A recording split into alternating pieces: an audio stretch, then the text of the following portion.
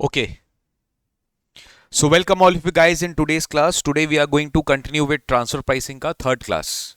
आज अपना टीपी का थर्ड क्लास है और आज अपने सीखने वाले हैं आर्म्स लेंथ प्राइस निकालना कि एएलपी कैसे निकाला जाता है किसी भी ट्रांजैक्शन का. उसमें बहुत सारे मेथड्स होते हैं. Comparable uncontrol price method, resale price method, cost plus method, profit split method, transactional net margin method and other methods as may be prescribe by CBDT. एक बार अपने अपने इंस्टीट्यूट के मैट में आएंगे. मैं आपको एक बार फ्लो समझा देता हूँ इंस्टीट्यूट के मैट का. अगर आप देखोगे एक बार अपने इंस्टीट्यूट का मैट खोलो, एक बार एकदम स्टार्टिंग पेज से खोलो. मैं आपको एक फ्लो समझा देता हूँ, आपको एग्जैक्टली exactly समझ में आ जाएगा कि फ्लो क्या है. क्योंकि ये 25 मार्क्स का कवरेज है इस चैप्टर से. अपने इसको वर्ड बाय वर्ड इंश्योर करेंगे कि अपना सब वर्ड बाय वर्ड कंपेरेबल हो जाए. वर्ड बाय वर्ड अपने इंस्टीट्यूट का मैट को फॉलो करे. ठीक है. This is your chapter transfer pricing. ठीक है. मैं पेज नंबरिंग में नहीं जा रहा हूँ. हो सकता है इंस्टीट्यूट थोड़ा अपडेट्स कर देता है, थोड़ा सा क्वेश्चंस हटा देता है, ऐड कर देता है, जिससे पेज नंबरिंग पूरी चेंज हो जाती है. तो मैं पेज नंबरिंग कॉल आउट ही नहीं कर रहा हूँ, आप कंफ्यूज हो जाओगे. आपके पास जो भी अपडेटेड मैट है आप उसमें ट्रांसफर प्राइसिंग में एक बार आ जाइए. तो यहाँ पे एक इंट्रोडक्शन है ट्रांसफर प्राइसिंग का.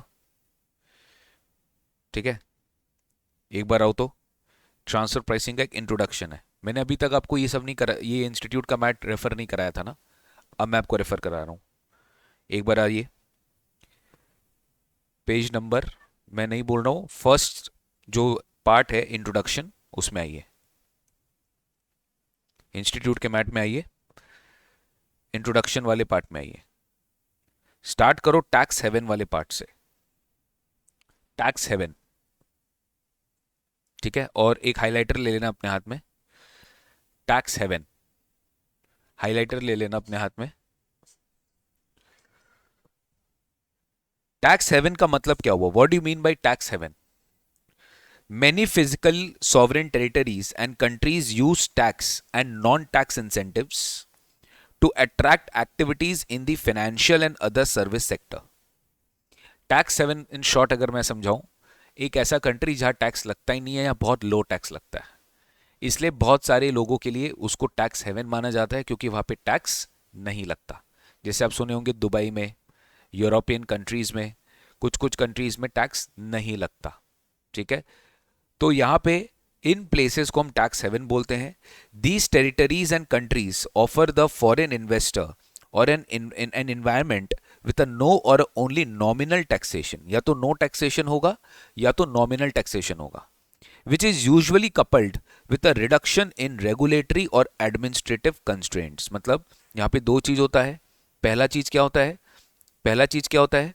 That no or nominal taxation होगा and reduction in regulatory or administrative constraint होगा. The activity is usually not subjected to information exchange. इस एक्टिविटी में इंफॉर्मेशन एक्सचेंज नहीं होगा because for example of strict bank secrecy provision. जैसे आपको याद पता होगा, जैसे बहुत सारे कंट्रीज में अगर आप स्विस के बारे में बात करो तो स्विट्जरलैंड के जितने भी बैंक्स होते हैं दे आर हाईली सीक्रेटिव. वो किसी भी गवर्नमेंट के साथ इंफॉर्मेशन शेयर नहीं करते हैं. तो उसके लिए हमें स्विस के साथ ट्रीटीज एंटर करनी पड़ती है. क्या एंटर करनी पड़ती है? ट्रीटीज एंटर करनी पड़ती है, जिसके बारे में हमने DTAA में पढ़ा था. Tax information exchange agreement enter करना पड़ता है सो दैट एक कंट्री एक दूसरे के लिए हेल्प कर सके जहां पर इंफॉर्मेशन एक्सचेंज हो सके. So strict bank secrecy provisions, this jurisdiction are known as tax havens. मतलब जहां पे स्ट्रिक्ट बैंक सीक्रेसी प्रोविजन है, यूजुअली वो लोग इंफॉर्मेशन एक्सचेंज नहीं करते हैं, तो वो लोग को क्या माना जाता है? Those countries are known as tax havens. In other words, any country which modifies its tax laws to attract foreign capital. आज मान लो मैं टूरिज्म सेक्टर को, इन्वेस्टमेंट सेक्टर को अपने में बूस्ट करने के लिए मैं सबको बोलूंगा आ जाओ मेरे यहाँ पे टैक्स नहीं लगेगा, आप बस इन्वेस्ट करो, हमारा मार्केट्स बूस्ट हो जाएगा. तो ये कंट्री क्या कर रही है? अपना टैक्स को हेवन प्लेस बना रही है. Low capital, high capital investment attract करने के लिए they are attracting the investors. So इस कंट्रीज को हम जनरली क्या बोलते हैं? टैक्स हेवन बोलते हैं. क्या बोलते हैं? Tax haven. The central feature of a haven is that its laws and other measures can be use to evade or avoid the tax laws or regulations of other jurisdiction. जैसे guys एकदम simple है, आपको Mauritius का मैं एक simple example देता हूं, ठीक है। मॉरिशस में कैपिटल गेन एग्जेम्प्ट होता है। मॉरिशस में अगर कोई भी कैपिटल गेन्स अराइज हो रहा है तो उसमें कोई टैक्स नहीं लगता।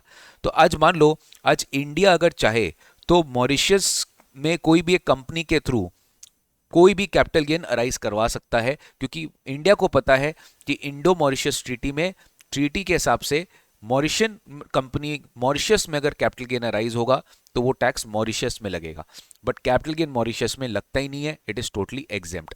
तो इस बात को फायदा उठा के बहुत सारे countries outside Mauritius they can plan routing all the investments through Mauritius. इसमें मॉरिशस को लोकली तो फायदा होगा, बट बाद बाकी कंट्रीज को नुकसान होगा, क्योंकि उनके जो टैक्स रेगुलेटरी कंप्लायंसेस है उसको अनड्यू एडवांटेज लिया जाएगा, ठीक है। जैसे आप फ्लिपकार्ट के बारे में सुने होंगे कि रिसेंटली क्या हुआ कि फ्लिपकार्ट में वॉलमार्ट ने जो एक्विजिशन किया था वो टाइगर ग्लोबल, टाइगर ग्लोबल जो है, टाइगर ग्लोबल एक बहुत बड़ा वेंचर कैपिटलिस्ट है जिन्होंने अपना स्टेक वॉलमार्ट को बेचा था थ्रू मॉरिशियस रूट। तो टाइगर ग्लोबल ने मॉरिशस कंपनी के थ्रू अपना स्टेक को बेचा। तो इन दैट सिचुएशन यहां पर कैपिटल गेन एग्जेम्प्ट हो गया था, बट सुप्रीम कोर्ट के जजमेंट के परसुएंट में यहां पर टैक्स लगा दिया गया। यहां पर टैक्स लगा दिया गया क्योंकि सुप्रीम कोर्ट ने बोला ये एक तरीके से अवॉइडेंस मेजर है।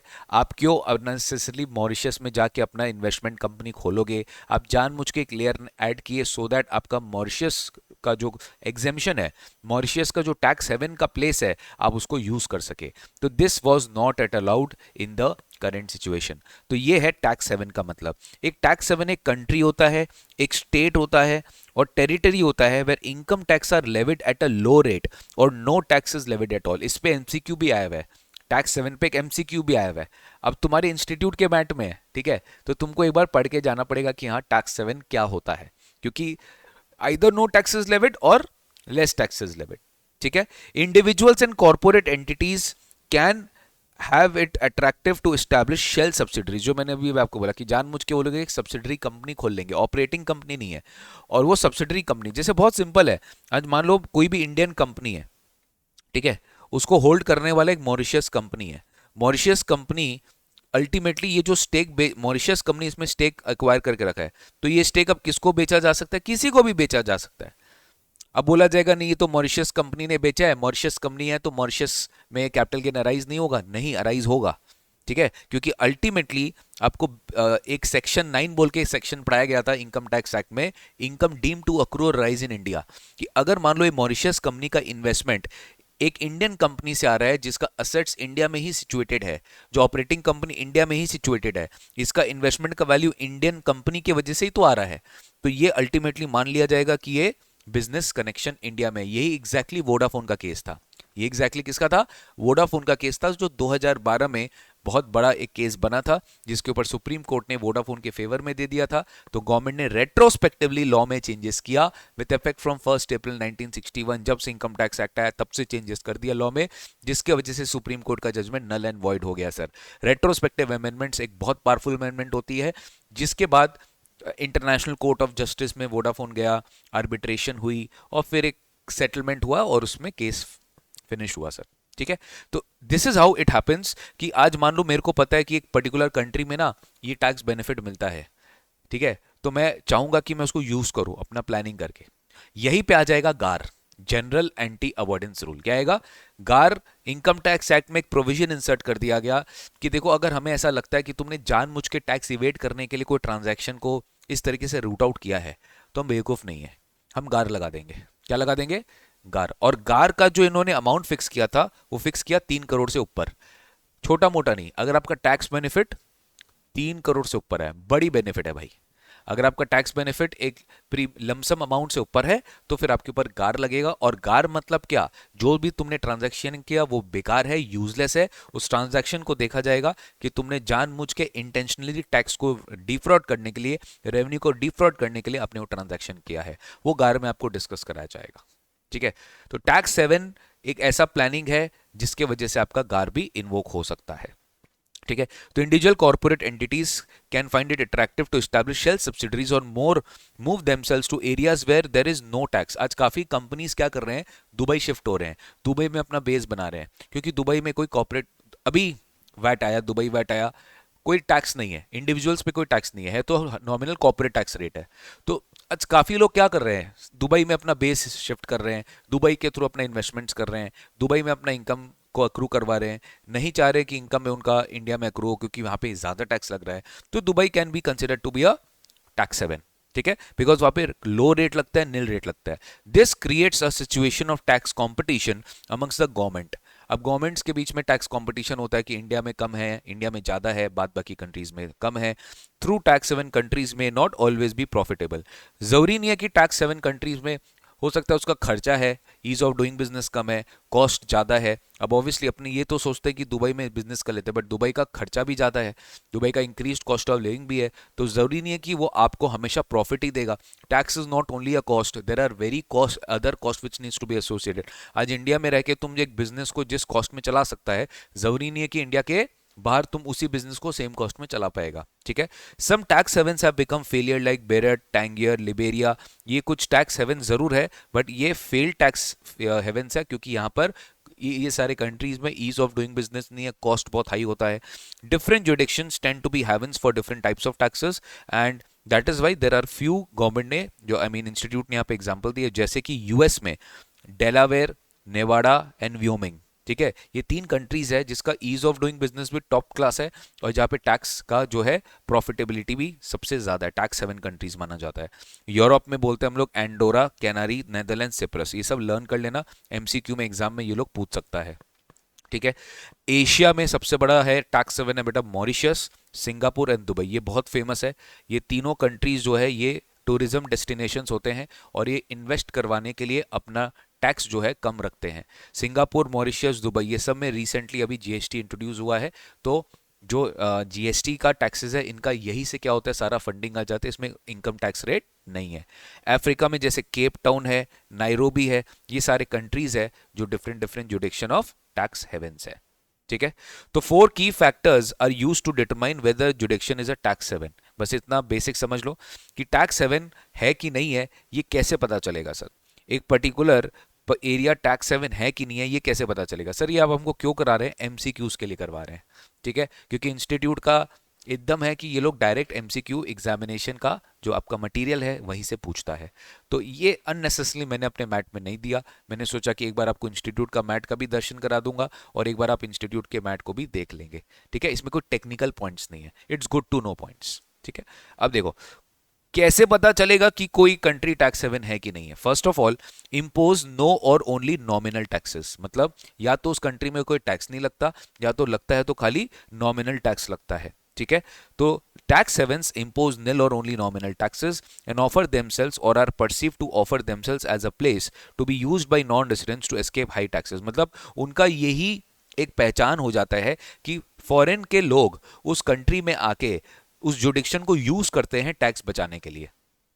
फॉरेन के लोग, जैसे आज मान लो दुबई का एक ठो क्या परसिवियरेंस है कि यार दुबई में कोई टैक्स नहीं है, तो बहुत सारे दुबई के फॉरेनर्स जो दुबई में नहीं रहते हैं, वो दुबई का डेस्टिनेशन एक अट्रैक्टिव डेस्टिनेशन बन जाता है, सिंगापुर का डेस्टिनेशन, मॉरिशियस का डेस्टिनेशन एक अट्रैक्टिव बन जाता है फॉरेनर्स के लिए, नॉन रेजिडेंट्स के लिए, कि वो वहां पर आके अपना बिजनेस को इस तरीके से सेट करे, अपना नॉन रेजिडेंट्स को हाई टैक्सेस अपने कंट्री में बचाने के लिए वो ये सारे प्लेसेस शिफ्ट कर जाते हैं, एंड वो अपना रेसिडेंट कंट्री को अब टैक्सेस अवॉइड करने के लिए वो अपना सोर्स इनकम को यहाँ पे डाइवर्ट करते हैं। तो जैसे अगर आपको याद होगा कि sir there are 2 rules of international taxation, एक सोर्स रूल और एक रेसिडेंस रूल। तो रेसिडेंस रूल तो उनका मान लो वहां एप्लीकेबल हो रहा है, सोर्स रूल उनका यहाँ पे एप्लीकेबल हो रहा है। तो अगर वो अपना एक्टिविटी का नेचर इस तरीके से शिफ्ट कर ले कि there source will not be accruing in India, that will be accruing outside India, तो यहाँ पर फिर आउटसाइड इंडिया अक्रू हो जाता है। अब यहाँ पर आपको ये भी ध्यान रखना पड़ेगा, DTAA का बेनिफिट मिल जाता है। आज मान लो रेसिडेंट कंट्री में तो ग्लोबल इनकम टैक्सेबल हो जाएगा, वो तो मॉरिशियन इनकम पे भी इंडिया में टैक्स लगा देगा, बट मॉरिशियस का जो सोर्स ऑफ इनकम है, अगर मैं इंडिया मॉरिशस ट्रीटी देखूंगा तो वो मुझे रिलीफ दे देगा। वो रिलीफ कैसे देगा, वो बोलेगा जहां रेसिडेंट है वहां पे टैक्स पे कर, जहां सोर्स है वहां टैक्स पे कर। तो सोर्स कहां पर है, मॉरिशस में, तो मुझे इंडिया में टैक्स नहीं देना पड़ेगा। तो this is how tax haven के कंट्रीज जो है उनको यूज किया जाता है, सो दैट नॉन रेसिडेंट्स उन वहां पे जाके अपना टैक्स को बचा सके। और यहीं पे एक छोटा सा एक लेयर आ जाता है गार। यहीं पे अगर ऑफिसर को लगता है कि ये तुमने जानबूझ के, तुमने अपना प्लानिंग करके अपना इंडिया के बाहर इनकम को डाइवर्ट किया है, तो हम गार लगा सकते हैं। और गार लगाने के लिए फिर बहुत सारे अप्रूवल्स की दरकार होती है। इसके बारे में मैंने आपको असेसमेंट प्रोसीजर के चैप्टर में पढ़ाया था, 144 बीए बोल के एक सेक्शन, जो कि रेफरेंस जाता है टू प्रिंसिपल कमिश्नर। क्योंकि देखो, GAAR is such a big case, AO की बुद्धि में नहीं जाएगा। एओ को सबसे पहले प्रिंसिपल कमिश्नर को इन्वॉल्व करना पड़ेगा कि सर देखिए गार आ गया है, और गार मतलब बड़ा केस है, बड़ा वैल्यू है, बड़ा स्टेक है, बड़ा करोड़ की रुपया है, तो हम इतना इजीली एओ के भरोसे छोड़ नहीं सकते हैं। तो एओ रेफर करता है प्रिंसिपल कमिश्नर को, प्रिंसिपल कमिश्नर फर्दर रेफर करता है अप्रूविंग पैनल को, अप्रूविंग पैनल डिसाइड करता है कि नहीं, this is a fit case for गार, ये गार के परव्यू में आ सकता है, जाओ एओ, तुम जाओ असेसमेंट करो। तो फिर जाके एओ असेसमेंट करता है और फाइनली अपना असेसमेंट ऑर्डर पास करता है। तो this is how the transactions are designed in such a manner कि देखो, जानबूझ के अवॉइड किया जा रहा है, कोई भी अवॉइडेंस मेजर होगा वो गार के परव्यू में आ सकता है, but subject to a threshold limit. ये हम लोग गार में पढ़ेंगे कि गार का भी एक पूरा एक्सरसाइज होता है कि गार कब होगा, कब नहीं होगा। तो गार में बेसिकली एक इंपॉर्टेंट वर्ड आपको पढ़ाया जाएगा, कमर्शियल सब्सटेंस, कि कोई भी चीज को आप इस ट्रांजैक्शन को इस तरीके से डिजाइन कर रहे हो जिसमें कोई कमर्शियल सब्सटेंस लैकिंग है। ठीक है, आपने जबरदस्ती जानबूझ के एक लेयर घुसा दिया, आपने जबरदस्ती पैसा को रूट आउट करने के लिए राउंड ट्रिप फाइनेंसिंग कर दिया। राउंड ट्रिप फाइनेंसिंग मतलब आप, मैं आपको डायरेक्टली दे सकता हूं, मैं आपको डायरेक्टली नहीं दिया, मैंने एक को दिया, दो को दिया, दूसरे ने तुमको दिया, तो ये हो गया राउंड ट्रिप फाइनेंसिंग। ठीक है, तो दिस इज वेयर गार कैन बी इन्वोक्ड। ठीक है, तो गार बाद में आएगा टैक्स सेवन के रिजल्ट के वजह से। ठीक है, तो ये फर्स्ट पॉइंट मैंने आपको एक बार बताया। अब देखो, देख करो नेक्स्ट है बेटा, लैक ऑफ ट्रांसपेरेंसी। ठीक है, तो लैक ऑफ ट्रांसपेरेंसी में क्या है, देखो, transparency ensures that there is an open and consistent application of all the tax laws among similarly situated tax payers. ठीक है, a lack of transparency in the operation of the legislative, legal, or administrative provision is another factor used to identify the tax havens. The OECD is concerned that laws should be applied openly and consistently, and that information needed by the foreign tax authorities to determine a taxpayer situation should be available. The lack of transparency in one country can make it very difficult, if it is not possible, for other tax authorities to apply their laws effectively. Secret rulings, negotiated tax rates, or other practices that fail to apply the law openly and consistently are examples of lack of transparency. Right?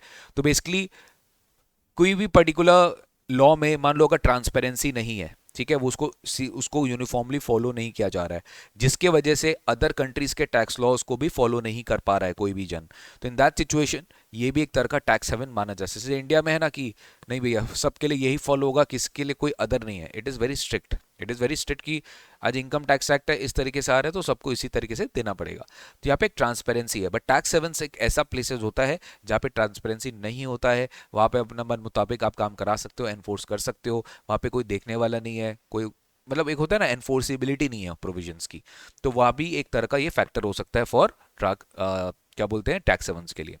Lack of effective exchange of tax information, ये तो मैंने आपको already बता दिया कि एक country अगर है वो थोड़ा सा बहुत ज़्यादा ढीठ है, ढीठ मतलब कि नहीं भैया हम अपना इन्फॉर्मेशन किसी भी फॉरेन टैक्स अथॉरिटीज़ के साथ शेयर नहीं करेंगे, they are very very susceptible to this, they are not very open to it. ठीक है, तो इन दैट सिचुएशन इन्फॉर्मेशन अगर आपको वहाँ, जैसे मान लो इंडिया को पता है कि उनका एक पर्सन है जो बाहर जाके सेटअप हो गया है, आपको पता है सब स्कैम्स है, बाहर जाके कर चले गए हैं, तो उनके बारे में हमें कुछ फॉरेन टैक्स अथॉरिटीज से जहाँ पे वो रह रहा है हमें नहीं पता। बहुत लोग यहाँ पे स्कैम करके इंडिया के बाहर सेटअप हो गए, बैंक्स फ्रॉड करके बाहर सेटअप कर गए, एयरलाइन कंपनी फ्रॉड होके बाहर सेटअप चली गई है, तो वहाँ पे फिर हमें उस कंट्री से उस पर्सन के बारे में इंफॉर्मेशन पता नहीं चल रहा है। अब वो वहीं क्यों गया, क्योंकि वो टैक्स सेवन कंट्री है, कि वहाँ पे अगर आप चले जाते हो तो अगर आप वहाँ पे अपना कोई भी इंफॉर्मेशन, आपका कोई भी अकाउंट्स आपका गवर्नमेंट दूसरे कंट्री को पास ऑन नहीं करेगा। तो टैक्स सेवन का एक स्पेशलिटी होता है कि sir where there are laws or administrative practices that prevent the effective exchange of information for tax purposes with other governments on the taxpayer benefiting that from the nominal taxation, मतलब जहाँ पे tax payer को फायदा हो गया वो वहाँ चला गया और उसका कोई भी इंफॉर्मेशन किसी भी दूसरे कंट्री के साथ शेयर नहीं किया गया। जिससे स्विट्जरलैंड का आप नाम सुना होगा कि बड़े बड़े पॉलिटिशियंस, बड़े बड़े भारतीय लोग, वो लोग बाहर जाके अपना पैसा कमा के स्विस अकाउंट में पार्क इन कर लेते हैं, क्योंकि स्विस अकाउंट फिर कहीं भी वो इन्फॉर्मेशन डिस्क्लोज नहीं करता है। ठीक है, ये उनका खुद का इंटरनल पॉलिसी है कि वो कोई भी अपना जो बैंक अकाउंट का इन्फॉर्मेशन है अपने टैक्स पेयर्स मनी का, वो उनको किसी भी तरीके से कहीं पे भी इंफॉर्मेशन शेयर नहीं करते हैं। तो that is why that country can be set to be a tax haven. जरूरी नहीं टैक्स हेवन में लो टैक्स होगा या नो टैक्स होगा, बहुत बाकी अदर फैक्टर्स भी टैक्स हेवन को कंट्रीब्यूट कर सकता है।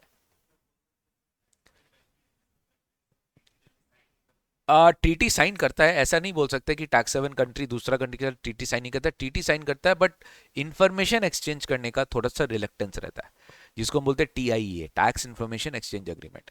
वो लोग हाँ बच बच के साइन करता है, थोड़ा सा रिलक्टेंट होता है, ओपन नहीं होता है सबके साथ, अपना क्लोज्ड मॉडल पे चलता है कि नहीं मेरे को अपना अलग करना है, मेरे को आपसे ज़्यादा कुछ रिलेशन रखना नहीं है, वो अलग ही फंडा पे चलता है अपना, उनका अलग ही ऑब्जेक्टिव होता है।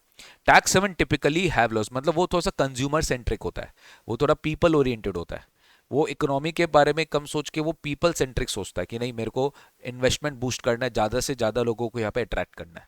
ठीक है, तो टैक्स सेवन टिपिकली हैव लॉज और administrative practices under which businesses and individuals can benefit. Yes, वो कुछ ऐसा स्ट्रिक्ट रूल्स बनाएंगे जो कि टैक्स पेयर के फेवर में रहेगा, टैक्स पेयर के अगेंस्ट में नहीं रहेगा, वो टैक्स पेयर के फेवर में रहेगा, and other protection against scrutiny by foreign tax authorities. This prevents the transmittance of information about tax payers who are benefiting from the low tax जुडिक्शन।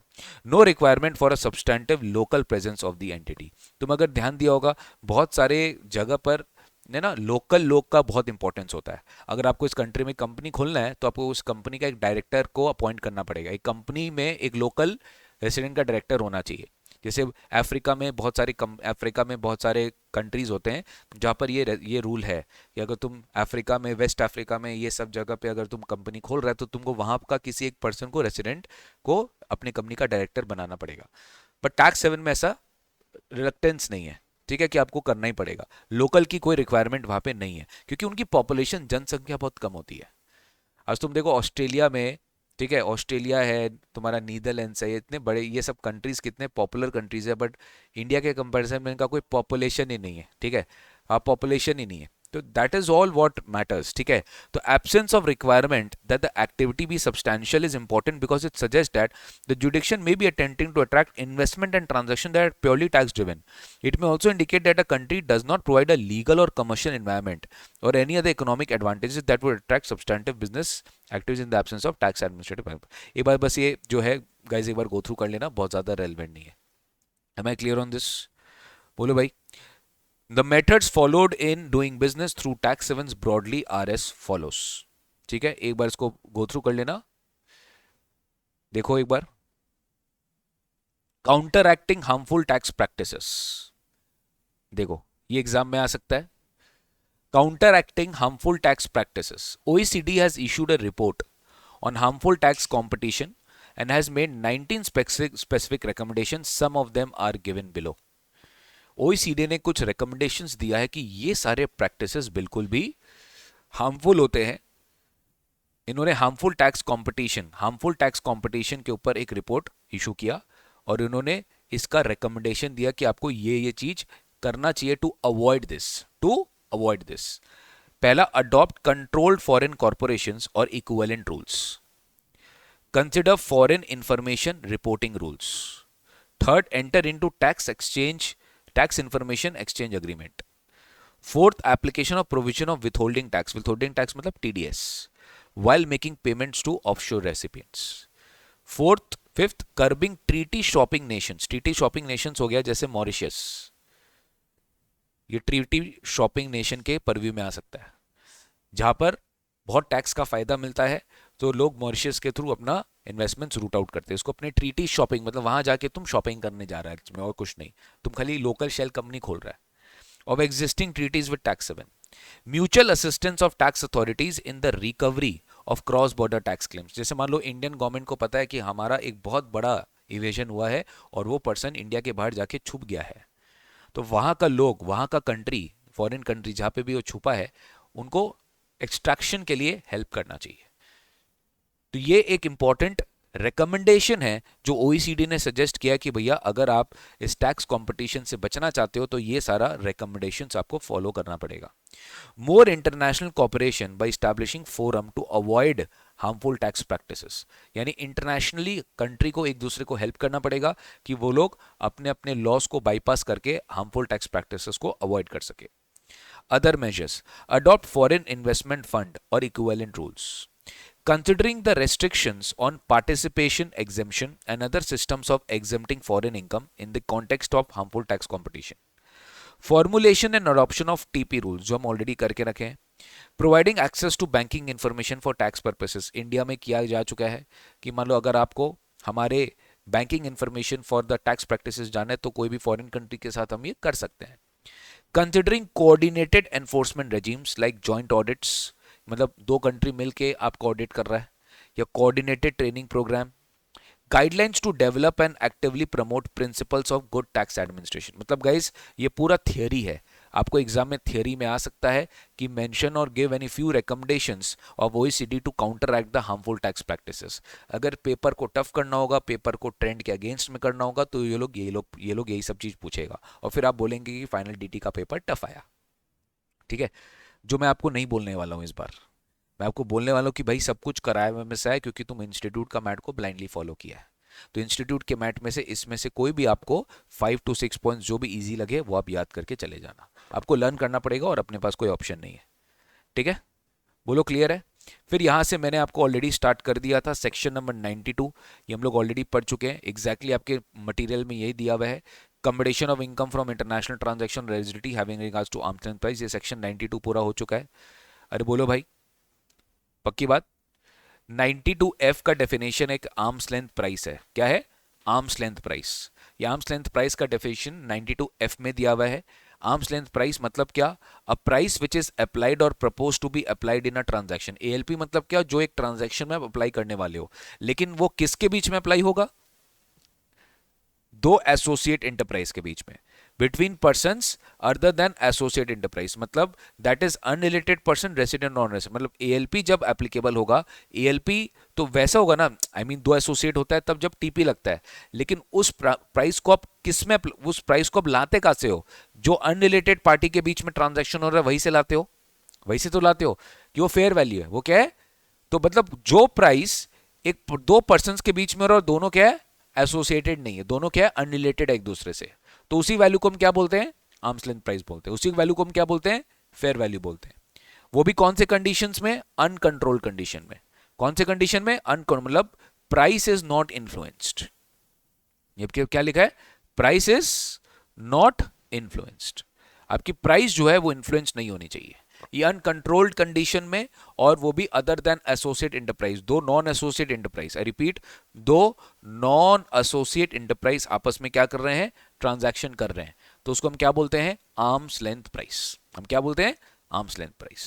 Sir एक से ज्यादा आर्म्स लेंथ प्राइस भी हो सकता है. बिल्कुल यस, एक से ज्यादा आर्म्स लेंथ प्राइस भी हो सकता है.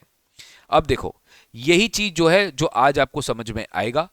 ठीक है, जो मैं आज आपको इतना डिटेल में तो पढ़ाने वाला हूं, बट अल्टीमेटली ये पूरा थ्योरेटिकल चीज जो अभी अपने नहीं करेंगे, यही चीज आपको ना थोड़ा थ्योरेटिकल एस्पेक्ट से आ जाता है कि ultimately what is the process to arrive at the appropriate arms length price which typically involves the following processes. Ultimately arms length price निकालने का तरीका क्या है? बहुत तरीका है बेटा. एक है कंपेरेबल तरीका, यानी कि तुम्हारा जो ट्रांजैक्शन है, तुम किसी को उस ट्रांजैक्शन को कंपेरेबल कराओ किसी दूसरे ट्रांजैक्शन से. तो उस कंपेरेबल के लिए भी बहुत सारे चीज हमें फॉलो करने पड़ते हैं. ठीक है, बहुत सारी चीज जो है हमें फॉलो करने पड़ते हैं उस कंपेरेबल एनालिसिस के लिए. अरे बोलो क्लियर है क्या?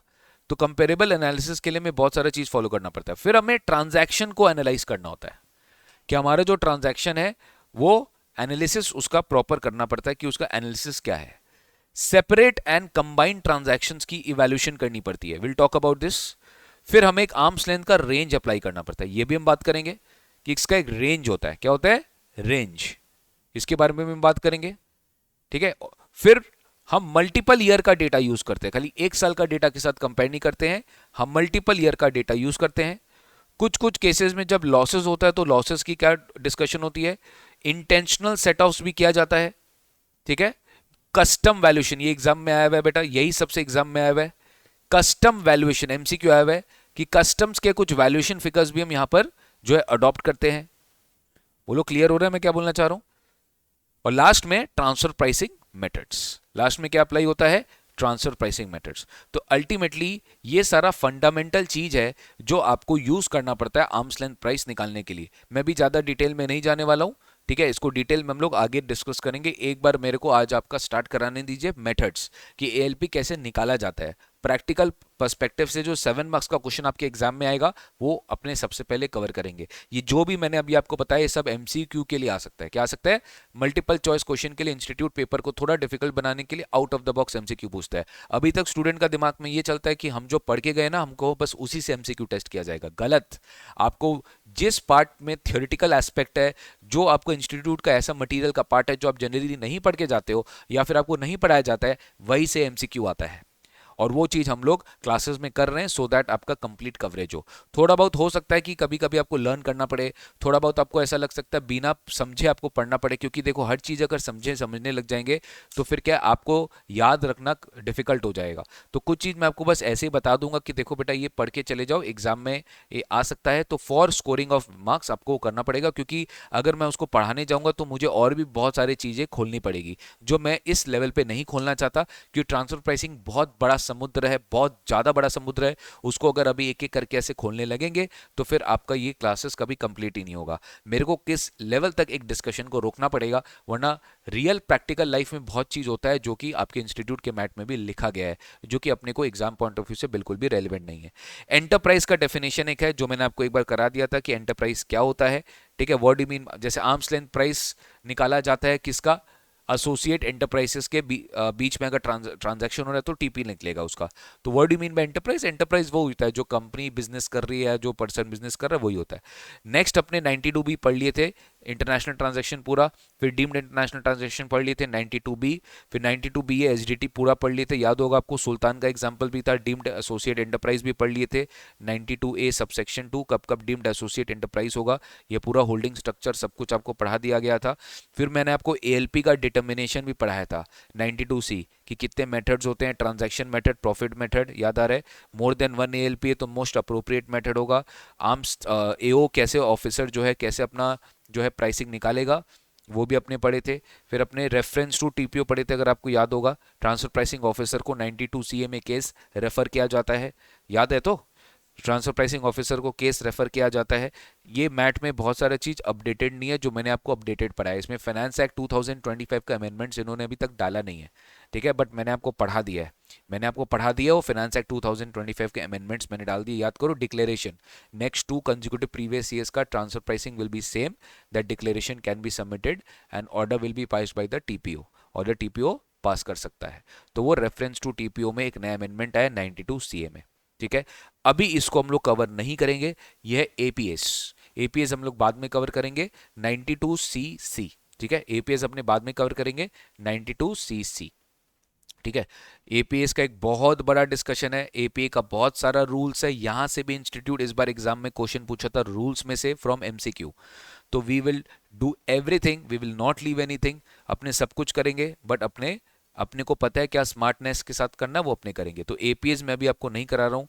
एपीए का क्या इफेक्ट होता है 92CD में मेंशन किया गया है, वो भी मैं आपको बाद में कराऊंगा। फिर 92D 92E छोटा सा है, वो अपने अभी कर लेंगे, कोई दिक्कत नहीं है। 92D 92E वो अपने कर लेंगे। 94 एक अलग डिस्कशन हो जाएगा।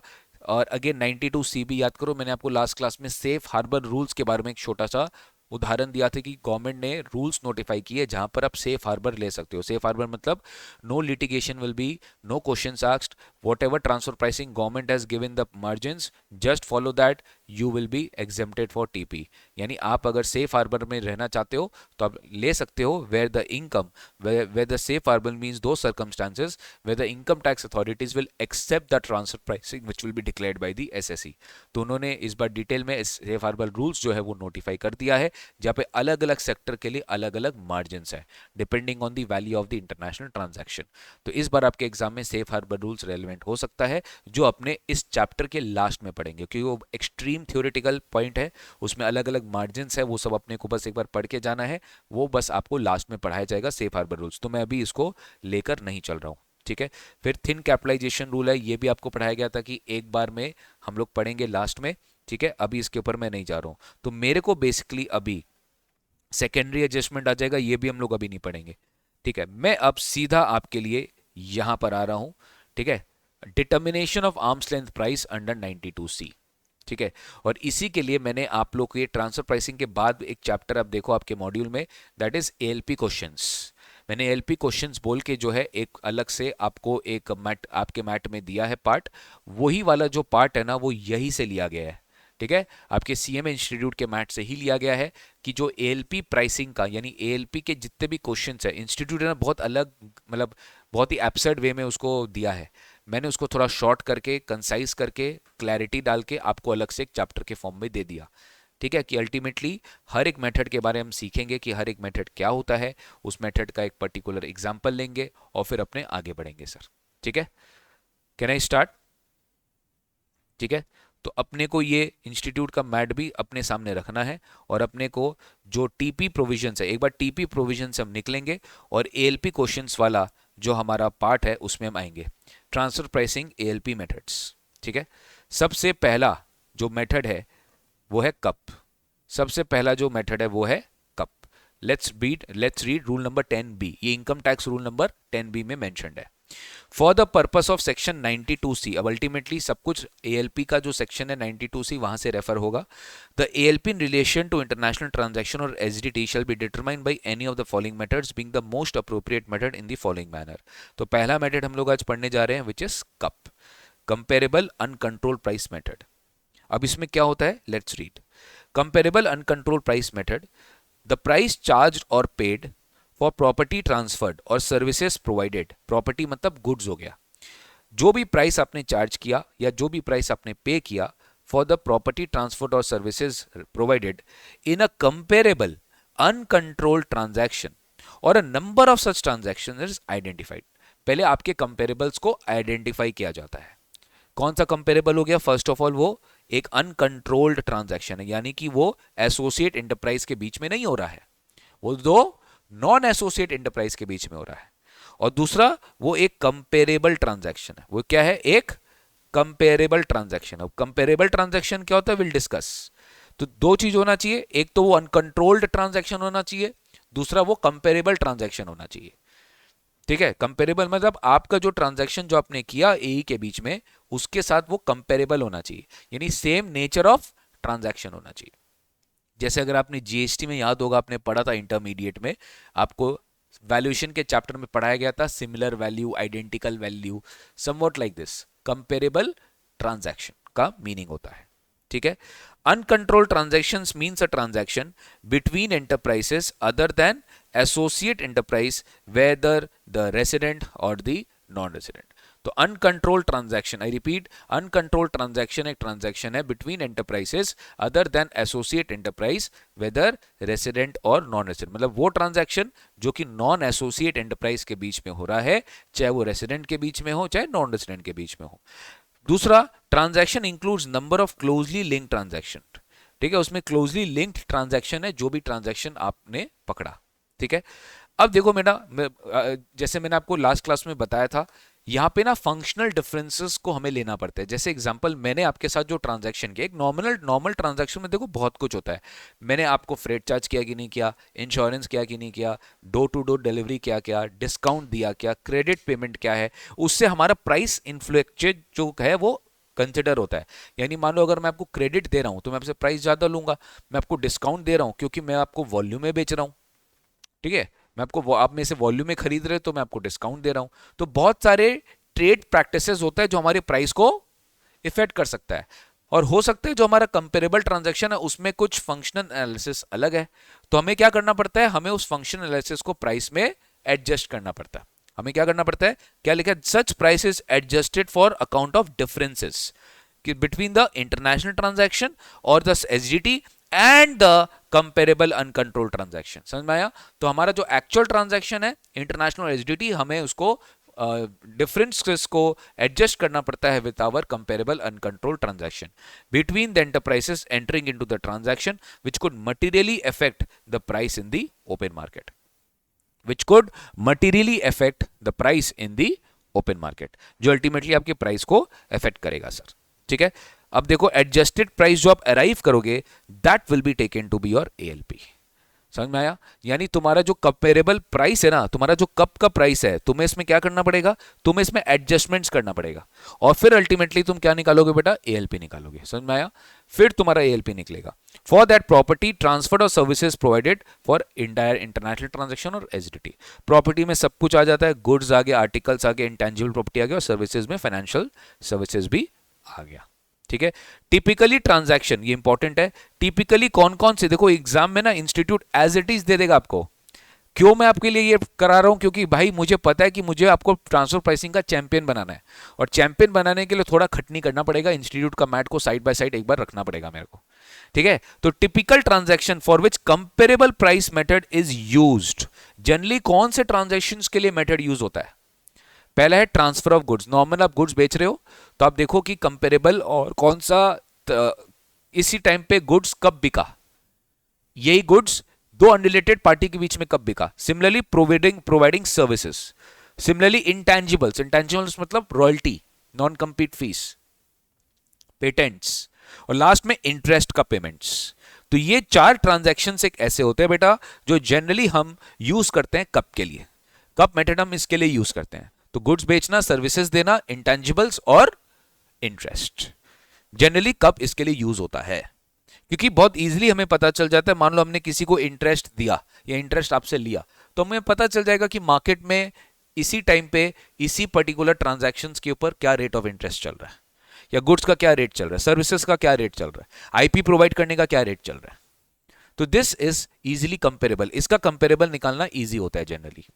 अब कप भी दो तरीके का होता है, इंटरनल कप और एक्सटर्नल कप, इंटरनल कप और एक्सटर्नल कप। तो गाइस इंटरनल कप मतलब क्या, जब तुमको तुम्हारे ही अंदर में वो प्राइस मिल रहा है, तुम्हारे ही अंदर, समझ में आ गया, तुम्हारा ग्रुप एंटिटीज उसी टाइम पे किसी नॉन एसोसिएट एंटरप्राइज के साथ वो ट्रांजैक्शन कर रहा है जिस टाइम पे तुमने अपने एसोसिएट एंटरप्राइज के साथ ट्रांजैक्शन किया। तो वो इंटरनल क्या है, वो internal price you are getting from your internal group entities. So this would be available if the taxpayer or one of its group entities enters into a comparable transaction with an unrelated party where the goods or services under consideration are same or similar. क्या लिखा है sir? This would be available if the taxpayer or one of its group entities, मतलब taxpayer ने ही क्या किया, समझो बात को, मैं taxpayer हूं, मैंने एक एसोसिएट एंटरप्राइज के साथ ट्रांजैक्शन किया, ठीक है, तो ये इसमें एलपी निकलेगा। अब क्या बोल रहा है कि यही जो टैक्स पेयर है ना, यही किसी अनरिलेटेड पार्टी के साथ क्या कर लिया, ट्रांजैक्शन कर लिया, या कोई इसी का ग्रुप एंटिटी, इसी का ग्रुप एंटिटी अनरिलेटेड पार्टी के साथ क्या कर लिया, ट्रांजैक्शन कर लिया। ठीक है। Where the goods and services under consideration are same or similar, तो इसको हम बोलते हैं क्या, इंटरनल कप, इंटरनल कप। तो क्या लिखा है, द टैक्स पेयर और any other member sells the similar goods in similar quantities under similar terms to an independent enterprise in a similar market। सब कुछ सिमिलर है, गुड्स भी सिमिलर है, क्वांटिटी भी वही है, टर्म्स भी वही है, और मार्केट भी वही है, कि तुम होलसेलर को बेच रहा है, रिटेलर को बेच रहा है, कि कंज्यूमर को बेच रहा है, सब जगह तुम्हारा सेम मार्केट है। द टैक्स पेयर और another member of the group buy similar goods in similar quantities and under similar terms from an independent enterprise in a similar market and where internal comparable is there. But external देखो क्या हो गया, अब समझो, external मतलब आप tax payer हो, आपने एसोसिएट एंटरप्राइज के साथ ट्रांजैक्शन किया, तो यहाँ पे कोई दूसरा ट्रांजैक्शन, तीसरा, चौथा, पांचवा ट्रांजैक्शन के साथ हमें कंपेयर करना पड़ेगा, जो शायद हमारे ग्रुप एंटिटी का पार्ट भी नहीं है। बट कंपेरेबल क्यों है, क्योंकि वो सेम गुड्स में है, सेम मार्केट में है, सेम क्वांटिटी में, इसलिए वो कंपेरेबल है। समझ में आया? मतलब आपको घर पे मिल रहा है या फिर आपको बाहर में मिल रहा है, बात सिंपल है, इसलिए हम लोग उसको बोलते हैं external cup. This would be applicable if the transaction with two independent enterprise, मतलब वो दोनों क्या आपस में, वो दोनों ही अलग है, दोनों ही क्या है, सेलर और बायर दोनों ही क्या है, इंडिपेंडेंट है। तो इन दैट सिचुएशन हम लोग इसको क्या मानेंगे, एक्सटर्नल कप मानेंगे, involving similar, same comparable goods, same है, बाकी कोई भी डिफरेंस नहीं है। Independent enterprise sells the particular product in the same quantities, similar terms to another enterprises at same है, देखो कोई भी डिफरेंस नहीं ऊपर में, खाली यहाँ पे क्या है, दो अलग एंटरप्राइजेस आपस में कर रहे हैं, यहाँ पे मैं ही या मेरा ही ग्रुप एंटिटी अनरिलेटेड पार्टी को बेच रहा है, तो इसलिए मुझे इंटरनल कप और एक्सटर्नल कप के बीच में डिफरेंसेस समझ में आ गया। M I clear on this? तो ये है मेरा इंटरनल कप और ये है मेरा एक्सटर्नल कप। तो आप देख सकते हो इंटरनल कप और एक्सटर्नल कप में देखो जैसे एक सब्सिडरी कंपनी है और उसका पेरेंट कंपनी है। तो ध्यान देना बेटा, पेरेंट कंपनी ने ट्रांसफर किया सब्सिडरी कंपनी को, तो पेरेंट कंपनी ने ना किसी अनरिलेटेड कंपनी को भी ट्रांसफर किया है, तो ये क्या हो गया एक तरीके से, ये इसका इंटरनल कप हो गया। वैसे देखो पेरेंट कंपनी ने सब्सिडरी कंपनी को ट्रांसफर किया, वो उसका टीपी है। वैसे सब्सिडरी कंपनी का भी हो सकता है कि वो अनरिलेटेड कंपनी के साथ कुछ ट्रांजैक्शन किया है, तो वो उसके लिए क्या हो गया, उसका इंटरनल कप हो गया। ठीक है। अब बाकी मान लो अगर हम देखें कि नहीं हमारे पास इंटरनल में नहीं है तो हमारे पास एक्सटर्नल है, तो हम एक्सटर्नल में अलग अलग डेटा को देखेंगे। हम कस्टम से डेटा लेंगे। अब मान लो अगर हम इंटरेस्ट का बात करें, ध्यान से सुनो, हम क्या बात करें, इंटरेस्ट का बात करें, तो इंटरेस्ट के लिए तो हमें कोई लोन का डेटाबेस लेना पड़ेगा कि कंपेरेबल उस समय हाउसिंग लोन अगर लिया है तो दो एंटरप्राइजेस आपस में किस रेट पे इंटरेस्ट चार्ज किया है। या रॉयल्टी के लिए हम क्या देखेंगे, इंटेंजिबल्स देखेंगे। इंटेंजिबल्स के लिए रॉयल्टी देखेंगे बेसिकली, कि अगर इंटेंजिबल्स है तो रॉयल्टी ट्रांजैक्शन का डेटाबेस देखेंगे। या गुड्स का देखेंगे, गुड्स के लिए हम कमोडिटी मार्केट का स्टॉक एक्सचेंज प्राइस देखेंगे फेयर वैल्यू निकालने के लिए। तो यहां पर हमको अलग अलग डेटा चाहिए होगा फॉर फाइंडिंग कंपेरेबल्स। इसको हम बोलते हैं एक्सटर्नल कप। इसको हम क्या बोलते हैं, एक्सटर्नल कप। ठीक है बेटा।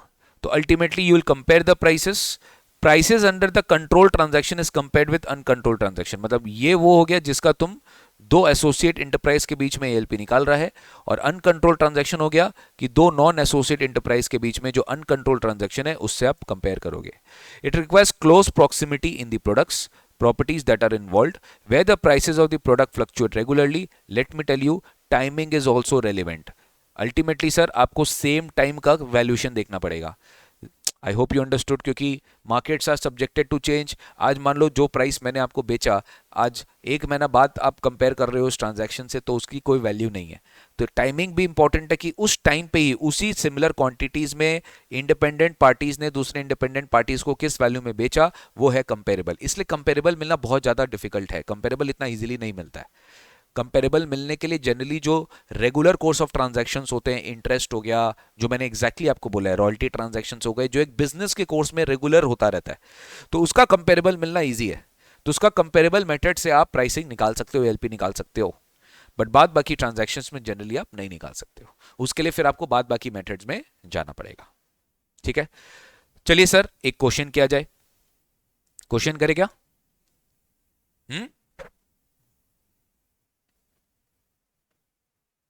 चलो, फर्स्ट मेथड है illustration one, cup method. AE1 is an Indian company. AE1 मतलब एसोसिएट इंटरप्राइज वन, एक इंडियन कंपनी है। शेयर होल्डिंग पैटर्न दे दिया है आपको उस कंपनी का। इसके शेयर होल्डर कौन है? AE2 है, AE3 है, फाइनेंशियल इंस्टीट्यूशन है, ठीक है, और पब्लिक है। तो AE2 एक फॉरेन कंपनी है जो उस पर 30% होल्ड करता है। A3 AE1 में 30% होल्ड करता है, और फाइनेंशियल इंस्टीट्यूशन 10% होल्ड करते हैं। तो एकदम क्लियर हो गया। ये क्या हो गया? A2 लिमिटेड क्या हो गया? एक तरीके से एसोसिएट एंटरप्राइज हो गया, हाँ कि ना? बोलो भाई। ठीक है, ये रेसिडेंट है इंडियन कंपनी और ये फॉरेन कंपनी नॉन रेसिडेंट है। 26% स्टेक से ऊपर है तो डेफिनेटली ये दोनों हो गए आपस में एसोसिएट। नीचे क्या दिया देखो, A1 इज अ मैन्युफैक्चरर और ऑफ कॉम्पैक्ट डिस्क राइटर्स, मतलब CD राइटर्स बनाता है A1, and its customers including A2।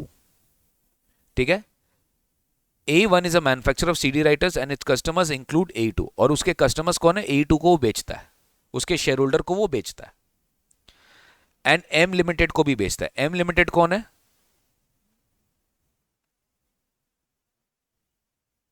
एक मिनट बेटा,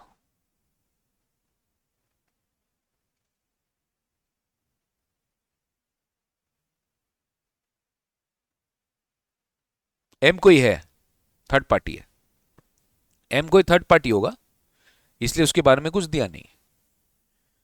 ठीक है। A1 during the year supply 10,000 numbers of product to A2। A1 ने क्या किया? A2 को 10,000 यूनिट्स बेचा। दोनों क्या है? Associate enterprise. कितना में बेचा? 2,000 पर यूनिट में। And 200 numbers of the same product A3 को बेचा एट अ प्राइस ऑफ 2000 या 2000 पर यूनिट बेचा, और या 2750 पर यूनिट बेचा। समझ में आया?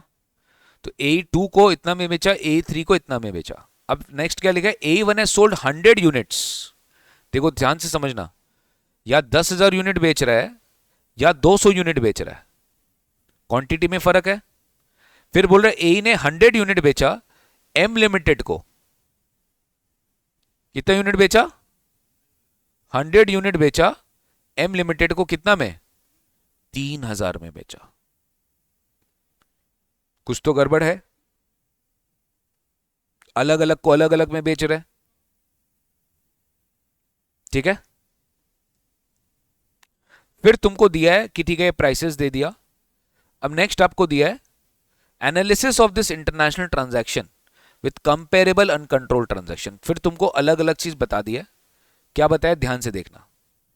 इंटरनेशनल ट्रांजैक्शन जो A2 के साथ हुआ है, ये मेरा एक्चुअल ट्रांजैक्शन है जो कि कंट्रोल्ड है। क्या है? कंट्रोल्ड है ना, क्योंकि एसोसिएट के बीच में हुआ है। मुझे इसी का फैक्टर्स को क्या करना है बेटा? करेक्ट, मुझे इसी का फैक्टर्स कंसिडर करना है इसके प्राइस के हिसाब से। प्राइस तुम किसका लिया है? क्योंकि मेरे को तो इसी का प्राइस लेना पड़ेगा, क्योंकि यही मेरा ट्रू प्राइस है। बट इस प्राइस में तो ये फैक्टर्स है, ये फैक्टर्स मैं ले नहीं सकता, फैक्टर्स तो मुझे यही लेना होगा। बात को समझो, प्राइस तुम जिसका ले रहे हो तुम उसका फैक्टर्स नहीं ले सकते, फैक्टर्स तुमको तुम्हारा ही लेना पड़ेगा। और जिसका फैक्टर्स ले रहे हो तुम उसका प्राइस नहीं ले सकते, तो यहीं पे तुमको क्या करना पड़ेगा? एडजस्टमेंट। सिंपल, समझ में आया? पूरा इकोनॉमिक्स है। बोलो भाई। तो ध्यान दो, अब हमने इंटरनेशनल ट्रांजैक्शन A2 के साथ किया है, तो मेरे लिए ये वैल्यू अब बेकार हो गया, क्योंकि मेरे को ये वाला प्राइसिंग देखना है। दूसरा मेरे को ये देखना है 100 यूनिट्स एट द रेट 3000, क्योंकि मेरे को दिया कंपेरेबल उसका। तो मेरे को उसका कंपेरेबल दिया, तो मेरे को बताया कि देखो तुमने जो M को बेचा है ना, तुमने उसको CIF बेचा है। CIF बेचा है मतलब cost including insurance and freight बेचा है तुमने उसको। लेकिन तुम जब अपने एसोसिएट एंटरप्राइज को बेचते हो तुम FOB बेचते हो, तो तुम FOB बेचोगे तो थोड़ा दाम कम होगा ना, क्योंकि इंश्योरेंस फ्रेट रिकवर नहीं हो रहा है। बट जब तुम अपने अनरिलेटेड पार्टी को बेच रहे हो, तुम CIF बेच रहे हो, बोलो हाँ कि ना? तुम CIF बेच रहे हो ना, तो M का जो प्राइस है 3,000, इसमें तो इंश्योरेंस फ्रेट जुड़ा हुआ है ना, तो इंश्योरेंस फ्रेट का अमाउंट यार दे दिया ना, तो क्या करने का? माइनस करने का। तो ALP निकालने के लिए तुमको ऐसे ही माइनस प्लस कर करके ALP निकालना पड़ेगा, जैसे BRS करते हैं। सिंपल। बोलो भाई। तुमको क्वांटिटी डिस्काउंट मिला है, तुमको क्वांटिटी डिस्काउंट मिलेगा भी क्यों नहीं? क्योंकि तुमने 10,000 यूनिट बेचा है भाई, और यहां पे खाली 100 यूनिट बेचा है, यहां नहीं मिला है। बट तुमने जो 3,000 का प्राइसिंग लिया है, तुमने तो इसके बेसिस पे लिया है जहां तुमको डिस्काउंट नहीं मिला है। लेकिन तुमको तो मिलना चाहिए, क्योंकि तुम्हारा खुद का प्राइसिंग में डिस्काउंट फैक्टर्ड है, तो तुमको क्या करना पड़ेगा? डिस्काउंट देना पड़ेगा। तो देंगे तो लेस करना है, तो इसमें तो तुम्हारा डिस्काउंट इंक्लूडेड नहीं है ना दोस्त, लेकिन अब करना है। बोलो भाई। तो इसमें दे दिया 1 CD for 10 each and for every CD writer plus 20 plus पर CD राइटर। तुमको याद दे दिया कि तुम्हारा एक CD के लिए 10 each for every CD writer plus 20 पर CD राइटर। विल सी, ये भी अपने को लेस करना है। फिर आओ क्रेडिट में, थोड़ा ध्यान से। जब तुम अपने इंटरनेशनल ट्रांजैक्शन कर रहे हो विद एसोसिएट एंटरप्राइज, यहां पे तुम 1 महीना का क्रेडिट दे रहे हो भाई साहब। तुम कितने महीने का क्रेडिट दे रहे हो? 1 मंथ का क्रेडिट दे रहे हो। तो अगर तुम 1 मंथ का क्रेडिट दे रहे हो, बट तुम जब खुद कंपेरेबल कर रहे हो, तो यहां पे तुम पूरा कैश दे रहे हो। थोड़ा समझो, तुम यहां पूरा कैश में पेमेंट कर रिसीव कर रहे हो, यहां पे तो तुम्हारा दाम ज्यादा ही है, क्योंकि तुमको कैश मिल रहा है पूरा। सोचो, यू आर सेलिंग, तुम क्या कर रहे हो? बेच रहे हो। देखो अल्टीमेटली अगर हम देखें, हमें अल्टीमेटली क्या करने का है बेटा, अल्टीमेटली हमें जो चीज है हमें उसका इंपैक्ट देखना है कि हमें उसका करना क्या है। ये सेम चीज आपके इंस्टीट्यूट के मैट में भी दिया हुआ है कि एनालिसिस है, आपके एग्जाम में भी यही आएगा। एक बार मैं आपको यहां से दिखाता हूं हमने क्या क्या किया।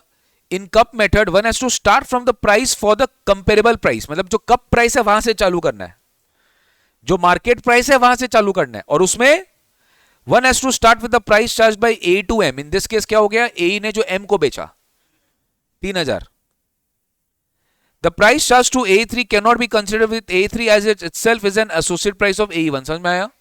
वो तो ए के साथ ही है, 30-30% स्टेक होल्डर था, तो वो प्राइस हम कंसिडर नहीं कर सकते। अरे बोलो भाई, I hope you understanding what I am trying to say. यहां तक कोई डाउट है? अब तुमको यहां पर बताया गया है अलग अलग चीज।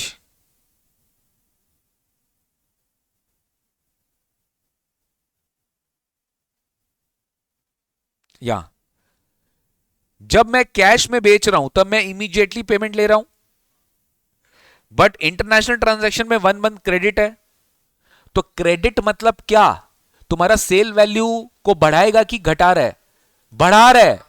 क्योंकि मैं अगर किसी को क्रेडिट दे रहा हूं तो मैं उसको बोल रहा हूं कि ठीक है, उसमें कहीं ना कहीं इंटरेस्ट ब्याज का भी बात आ रहा है, तो मैं उसको इंटरेस्ट भी रिकवर करूंगा। बट कैश एंड कैरी में तो नहीं है, इसमें तो नहीं है, इसमें तो नहीं है ना वो, बट इसमें तो है। तो इसमें तो मेरा प्राइस को बढ़ाना पड़ेगा। इसमें कम किया, इसमें कम किया, इसमें बढ़ाना पड़ेगा। बोलो भाई, वारंटी में क्या करेंगे? तुम्हारा 6 मंथ्स वारंटी है, तुमको यहाँ पे 6 महीना का वारंटी दे रहा है अगला कि मजा कर, देखो 6 मंथ्स वारंटी दे रहा हूं, बट यहां पे तो तुमको कोई वारंटी नहीं दे रहा है।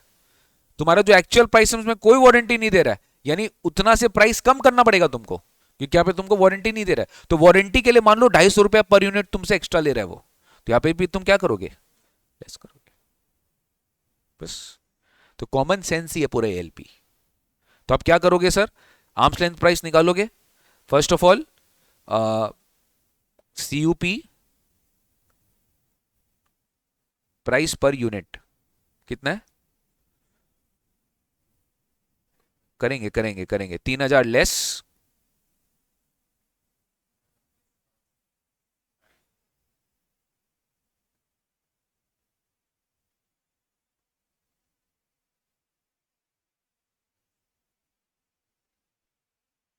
डिस्काउंट में लो, कुछ दिया है क्या एक बार देखने दो। हाँ,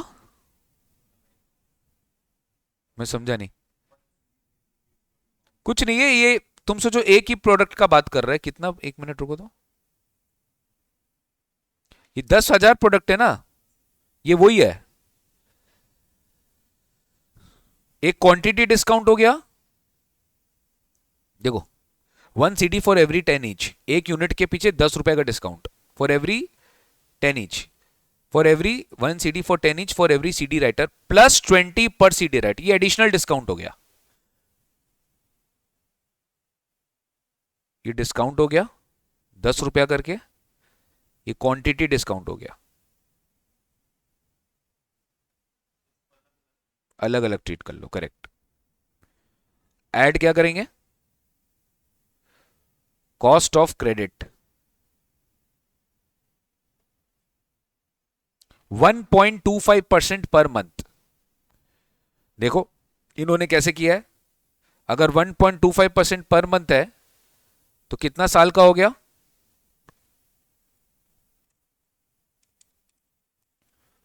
15% पर एनम,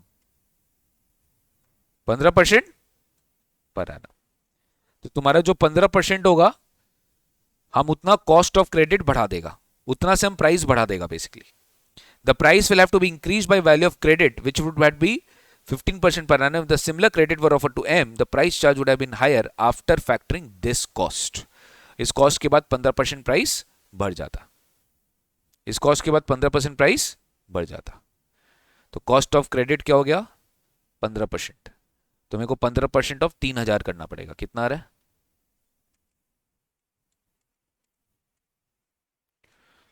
450।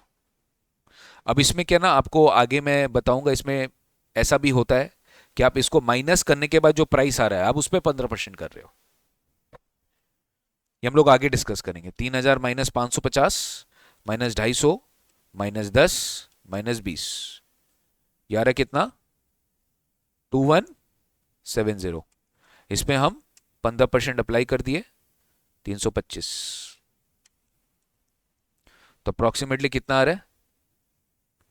2496।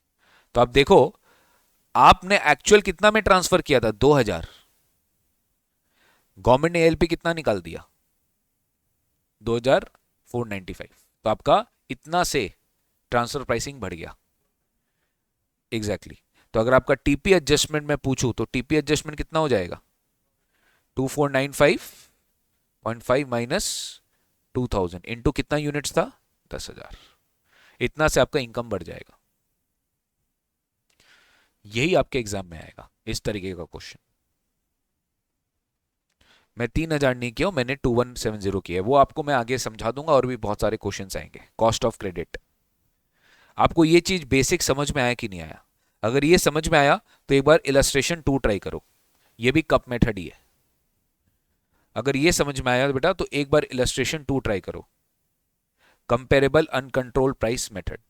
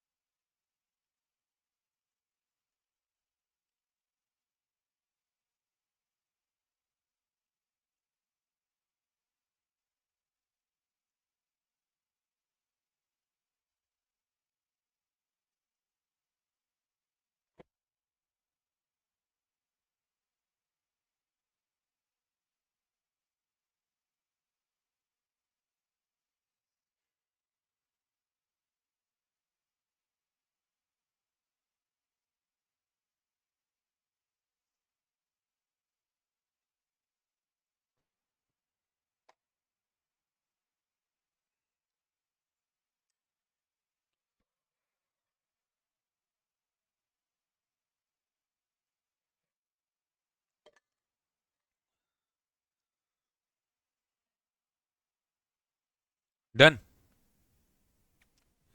ट्राई करें।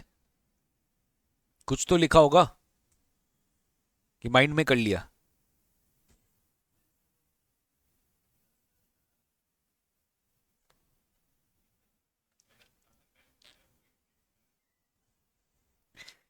US Limited, a US company, has a subsidiary in Limited.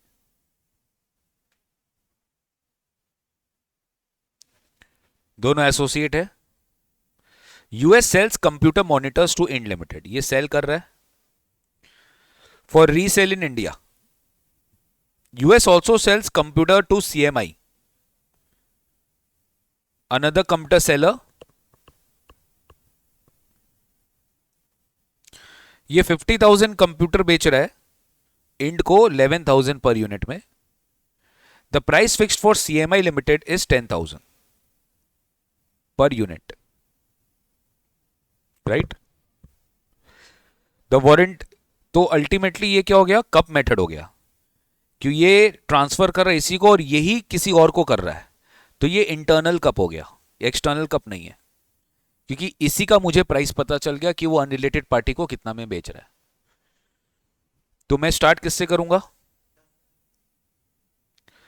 Price of computer fixed for CMI 10,000 per unit है, यहां से मैं स्टार्ट करूंगा.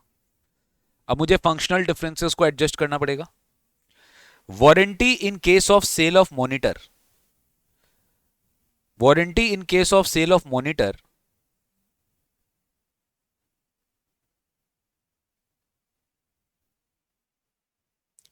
Warranty in case of sale of monitor by Ind limited. ठीक है, US end को बेच रहा है और US CMI को बेच रहा है. वारंटी जो monitor, sale of monitor by Ind limited है, is handled by Ind limited. ठीक है, ये अपना हैंडल करता है, US को इससे कोई मतलब नहीं है, तो US इसको उसके प्राइस में वारंटी का चार्ज नहीं किया होगा. ठीक है, तो अपने को यही टर्म में लाना है कि वारंटी नहीं होना चाहिए, सिंपल यही है. अपने को इसी टर्म में लाना है कि वारंटी नहीं होना चाहिए. However when you are selling for monitors by CMI, यहां पे seller is responsible for warranty of 3 months. Seller को बोला कि भाई तू 3 महीने का जो है वारंटी दे, तो यहां पे वारंटी प्रोवाइड कर रहा है, तो इस प्राइस में वारंटी इंक्लूडेड है, इस प्राइस पे वारंटी इंक्लूडेड है. बोलो भाई, तो इस प्राइस पे अगर वारंटी इंक्लूडेड है, ठीक है, तो यहां पे मुझे वारंटी को हटाना पड़ेगा, क्योंकि मेरा अभी करंट जो ट्रांजैक्शन है उसमें कोई वारंटी नहीं है, तो मुझे वारंटी का इफेक्ट हटाना पड़ेगा. तो हटा दे, -1000 नहीं करेंगे ना, यही पे तुम गड़बड़ाया. Both US and Ind offer extended warranty at a standard rate of 1,000 per annum, और यहां पे तुमको वारंटी कितने महीने का देता है? कहां दिया है? 3 महीने का वारंटी देता है. और तुम्हारा वारंटी कॉस्ट क्या है पर एनम? 3 months. तो यहाँ पे लेस क्या करेंगे हम? Warranty not provided to Ind limited by US limited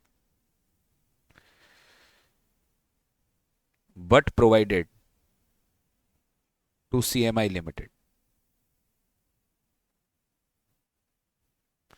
तो कितना हो गया? 1,000 क्या इंटू 3/12,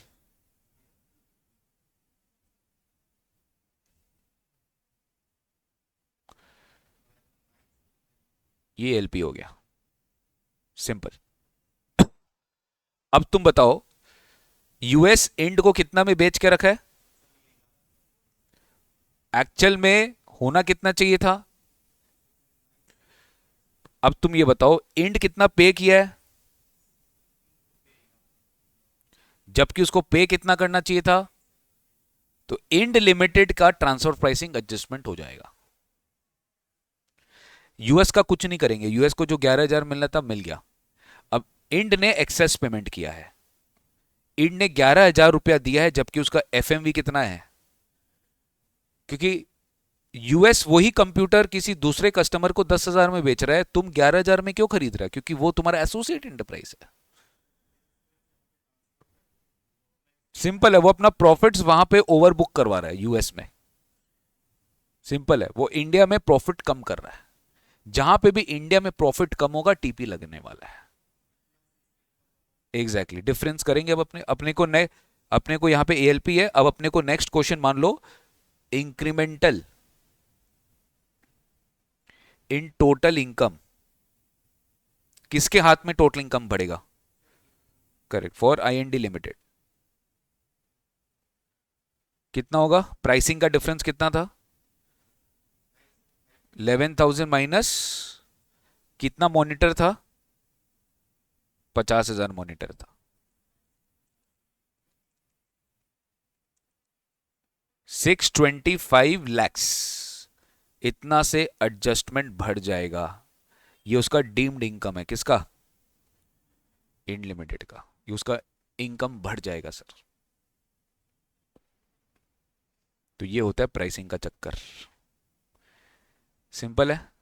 यही चीज बेटा आपको हर मेथड में करना है, सबका फंक्शनल डिफरेंसेस समझना है। आगे बढ़े हम लोग। अब हम लोग आएगा आरपीएम मेथड में। स्टार्ट, रेडी आप लोग? Resale price method. अब हम लोग किस में आएगा? Resale price method. तो मेरे मैट में देखो, मैंने आपको एक क्वेश्चन कराया, कब से कब का मैंने आपको और एक इलस्ट्रेशन कराया, उससे आपको थोड़ा सा कॉन्फिडेंस आया। अब मैं नेक्स्ट मेथड में चल रहा हूं। नेक्स्ट मेथड का नाम यहीं पे दिया है क्या? RPM, resale price method. एक बार इसको पढ़ेंगे हम लोग और फिर इसका भी एक इलस्ट्रेशन करेंगे। ठीक है, लेट्स रीड एक बार। यहां पर तुम एक डायग्राम पहले देखो, ये डायग्राम पहले देखो, तुमको समझ में आएगा कि रीसेल प्राइस मेथड जनरली कब अडॉप्ट होता है। वो क्वेश्चन के फैक्ट से तुमको समझना पड़ेगा। One associate enterprise is selling to another associate enterprise. एक एसोसिएट एंटरप्राइज दूसरे एसोसिएट एंटरप्राइज को प्रोवाइड कर रहा है गुड्स या सर्विसेज, और यही एसोसिएट एंटरप्राइज रीसेल कर रहा है एक अनरिलेटेड बायर को। यही एसोसिएट एंटरप्राइज रीसेल कर रहा है अनरिलेटेड बायर को। तो गवर्नमेंट बोलता है कि ये जो रीसेल वैल्यू है ना, हम इसको पकड़ेंगे। हम क्या पकड़ेंगे? इस रीसेल वैल्यू को पकड़ेंगे। अब रीसेल वैल्यू को पकड़ने के लिए मुझे बताओ, आज अगर मुझे पता है कि तुम्हारा रीसेल वैल्यू इतना है, ठीक है, किसका रीसेल वैल्यू इतना है बेटा? मुझे रीसेल वैल्यू पता है, मुझे सेलिंग प्राइस पता है। फाइनली मुझे क्या पता है? मुझे क्या पता है? एसोसिएट एंटरप्राइज का सेलिंग प्राइस पता है। मैंने तुमको बेचा, तुमने फर्दर किसी अनरिलेटेड बायर को बेचा, बोलो हां कि ना? हम दोनों एसोसिएटेड है। मैं जिस प्राइस में मैंने तुमको ट्रांसफर किया उसका एएलपी निकालना है, और मुझे पता है कि तुमने फर्दर कितना में बेचा, तो तुम भी तो एक मार्जिन रखा होगा। अब वो मार्जिन कौन सा मार्जिन है? जो इंडस्ट्री मार्जिन होगा, जो इंडस्ट्री मार्जिन होगा। जो रीसेल वैल्यू है उसमें से इंडस्ट्री मार्जिन हटाया जाएगा और फिर जो डिफरेंशियल प्राइस है वो निकाला जाएगा। तो ये वो प्राइस आ जाएगा जिस प्राइस में मैंने खरीदा है। तो अगर मैं बोल दूं कि एसोसिएट किस प्राइस पे खरीदा है, मतलब इस प्राइस पे बेचा है, यही तो निकालना है मेरे को। तो मुझे यहां पे बैक कैलकुलेशन करना पड़ेगा। क्या करना पड़ेगा? Back calculation. तो देखो क्या है लिखा है, ये सबसे इंपॉर्टेंट है। RPM is a method based on the price at which the product that had been purchased from a related party. इसके बारे में सोचो, बी ने एक रिलेटेड पार्टी से खरीद के एक अनरिलेटेड एंटरप्राइज को बेच दिया, यही है। मैंने एक रिलेटेड पार्टी से खरीद के अनरिलेटेड पार्टी को बेच दिया, यहां पे आरपीएम मेथड लगेगा। इसको बोलते हैं रीसेल प्राइस मेथड। तो this resale price is reduced by the resale price margin और जीपी मार्जिन। यही जीपी मार्जिन तुमको किसी दूसरे सेक्टर का दिया रहेगा, तुमको किसी दूसरे एंटरप्राइज का दिया रहेगा। तुमको कंपेरेबल निकाल के जीपी मार्जिन में खेलना है। इसमें सब कुछ क्या होगा? अब तुमको सेल वैल्यू पे कॉन्सेंट्रेट नहीं करना है, परचेज वैल्यू पे कॉन्सेंट्रेट नहीं करना है। तुमको देखना है कि मेरा जीपी मार्जिन पे क्या इंपैक्ट आएगा, ग्रॉस प्रॉफिट मार्जिन पे क्या इंपैक्ट आएगा?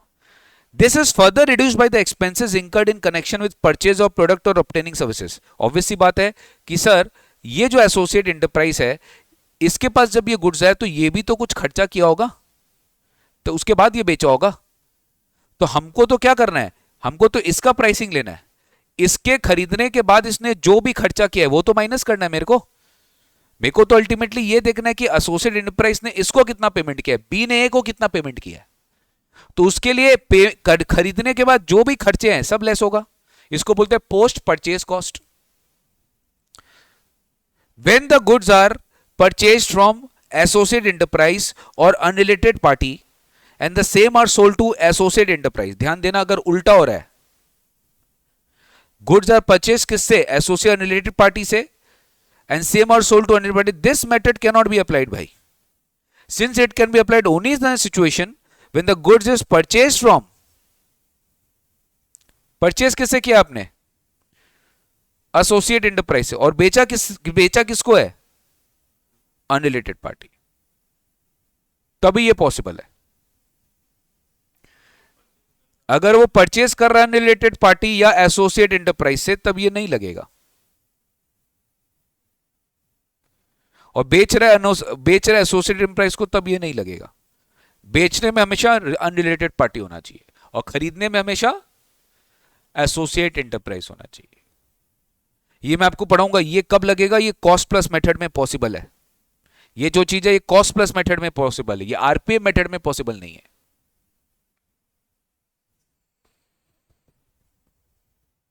बोलो सर।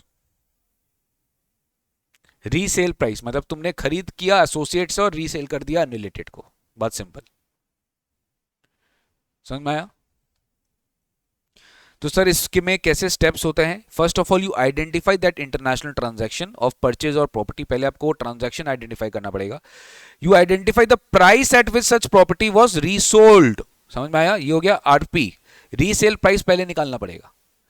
तीसरा ये है मेन काम, आप नॉर्मल प्रॉफिट मार्जिन को इन कंपेरेबल अनकंट्रोल्ड ट्रांजैक्शन उसको डिराइव करिए। गाइस बताओ, तुमको जो जैसे इंडिपेंडेंट ट्रांजैक्शन का प्राइस दिखता था, यहां पे तुमको इंडिपेंडेंट ट्रांजैक्शन का जीपी मार्जिन निकालना पड़ेगा। क्या निकालना पड़ेगा? तुमको तुम्हारे ट्रांजैक्शन का भी जीपी मार्जिन दिखेगा, तुमको उसको इग्नोर करना है। तुमको जीपी मार्जिन किसका चाहिए? अनकंट्रोल्ड ट्रांजैक्शन का चाहिए, चाहे वो इंटरनली निकालो या एक्सटर्नली निकालो। मतलब इसमें अगर देखा जाए तो इसमें भी कहीं ना कहीं कंपेरेबल वर्क कर रहा है, बट यहां पे कंपेरेबल प्राइस नहीं देख रहे हैं, यहां पे कंपेरेबल मार्जिन्स देख रहे हैं। क्या देख रहे हैं? क्योंकि यहां पर मेरे को एक चीज बताओ, यहां पे तो मुझे रीसेल प्राइस पता है, तो मैं क्यों कप मेथड लगाऊंगा? यहां पे मुझे रीसेल प्राइस से माइनस करना है जीपी मार्जिन, जो कि किसी कंपेरेबल का जीपी मार्जिन होना चाहिए। करेक्ट, मार्जिन रख के सेल करेंगे। तो नॉर्मल जीपी मार्जिन क्या होता है? बहुत important, it is that margin which an enterprise would earn from that purchase। मैं परचेज करके अगर बेच रहा हूं तो मैं उतना मार्जिन रखूंगा। It will earn from that purchase of the similar product from an unrelated party and the resale of the same to another unrelated party। तुम समझ रहे? मतलब तुम सोचो बेटा, इसके लिए, ये बंदे के लिए ये ए बी है, ये ए है। सुनो, ये जो ए बी है इसके वाले बारे में सोचो, ये परचेस कर रहा है किससे? एसोसिएट से, और ये खरीद रहा, बेच रहा है किसको? अब मुझे बताओ, एक इंडिपेंडेंट पार्टी के बारे में सोचो, इंडिपेंडेंट पार्टी के बारे में सोचो जो परचेज भी कर रहा है रिलेटेड से और बेच भी रहा है। इसका जीपी मार्जिन देखना पड़ेगा मेरे को कि ये जो बेच रहा है रिलेटेड पार्टी से ये कितना जीपी मार्जिन रख रहा है, और ये जीपी मार्जिन मुझे यहां पे अप्लाई करना पड़ेगा। करेक्ट, ये मुझे यहां पे एडजस्ट करना पड़ेगा। I will deduct this normal GP from the resale price, I will deduct all the expenses incurred for purchase of the goods. मेरा परचेज करने के बाद जो खर्चा लगा है मैं वो सब कुछ रिड्यूस करूंगा।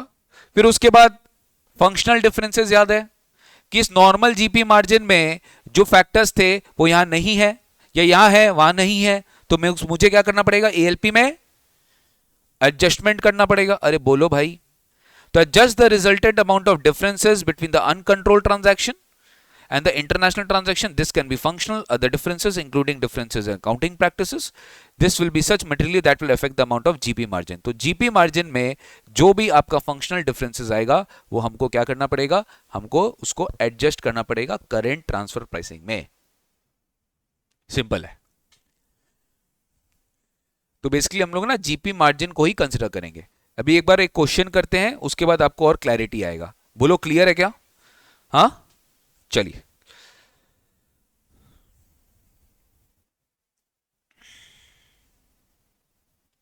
इलस्ट्रेशन 3 करिए.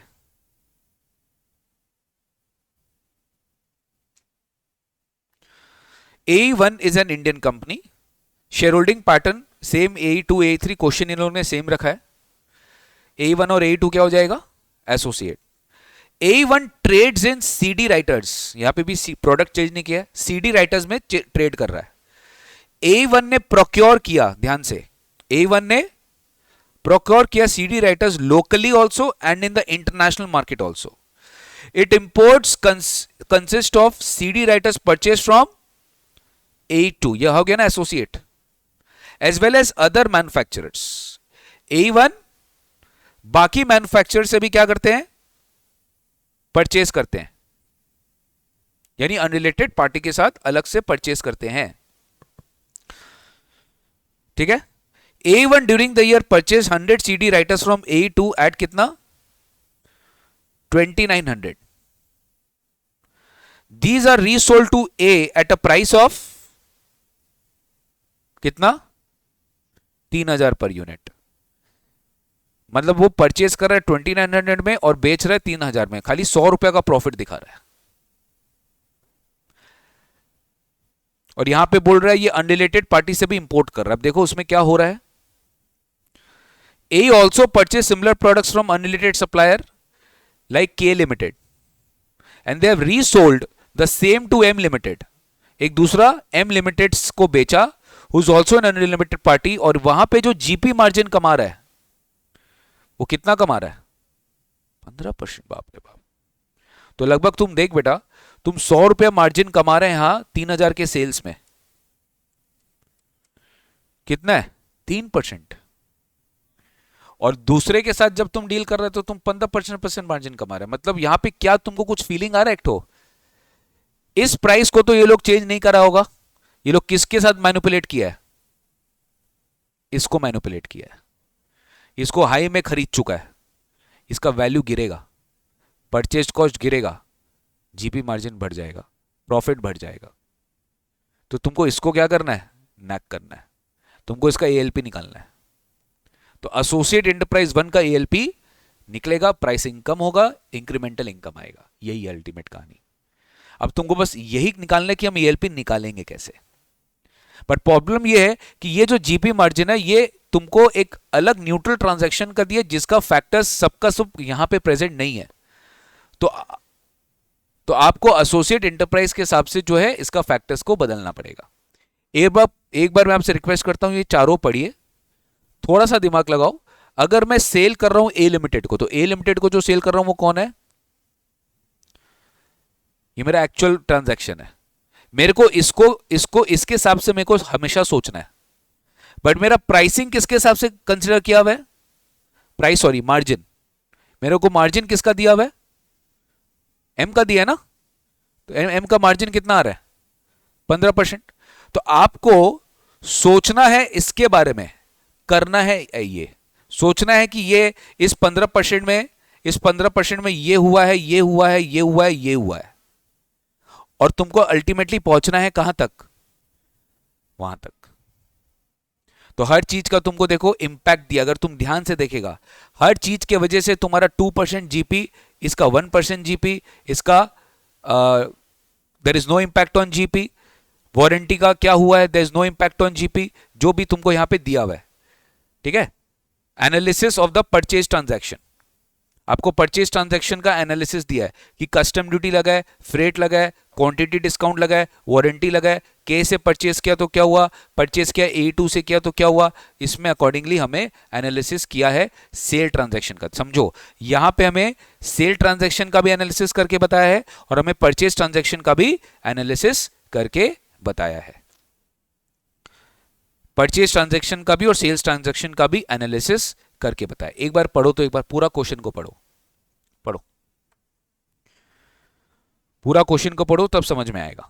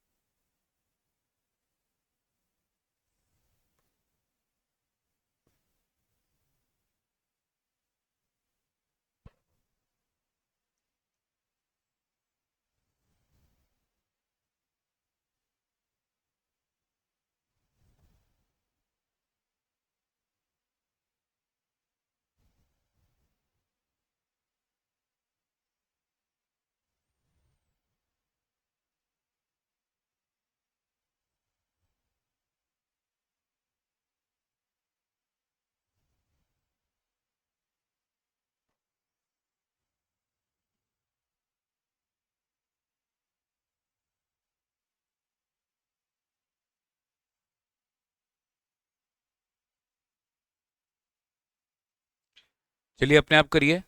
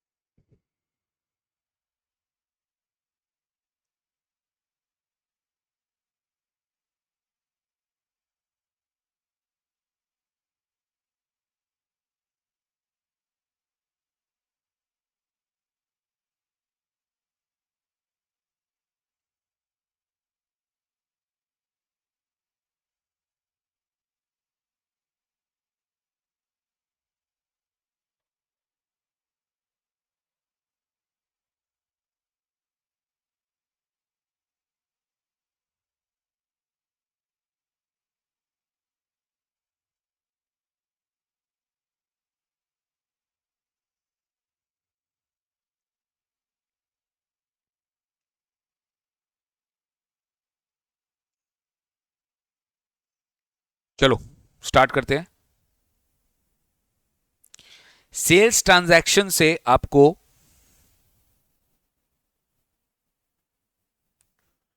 नॉर्मल जीपी मार्जिन मिलेगा।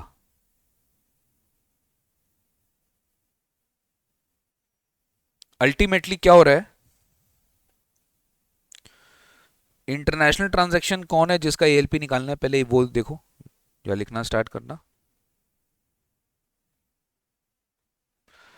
इंटरनेशनल ट्रांजैक्शन क्या है जिसका आपको एएलपी निकालना है, पहले उसको लिखना स्टार्ट करो।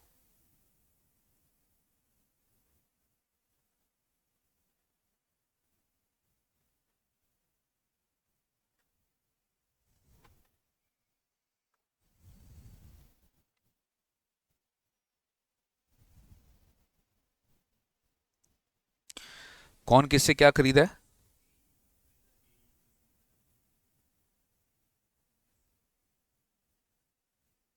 और किसको बेचा है? ए लिमिटेड। कंपेरेबल अनकंट्रोल्ड ट्रांजैक्शन क्या है?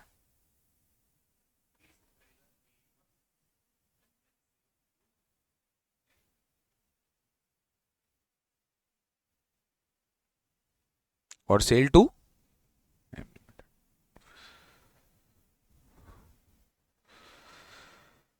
अल्टीमेटली हम लोग किससे चालू करेंगे? कितना है रीसेल प्राइस? 3000। और अपने को क्या दिया हुआ है? जीपी मार्जिन, जब उसने इनको बेचा, राइट? और अपने को कुछ नहीं दिया हुआ है। और अपने को दिया है कि इनका प्राइस ये 2900 था, राइट? तो फर्स्ट ऑफ ऑल अपने को क्या करना है कि अपने को जीपी मार्जिन को, ये जो जीपी मार्जिन दिया हुआ है, this is the comparable GP margin which we need to adjust as per our factors, right? अपने को क्या करना है? अपने को नॉर्मल जीपी मार्जिन निकालना है विद ए ऑफ ए1, कि इसका नॉर्मल जीपी मार्जिन क्या है। तो बताओ, जीपी मार्जिन ऑफ कंपेरेबल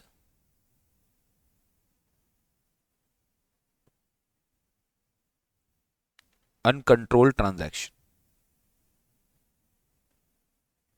कितना है? 15%।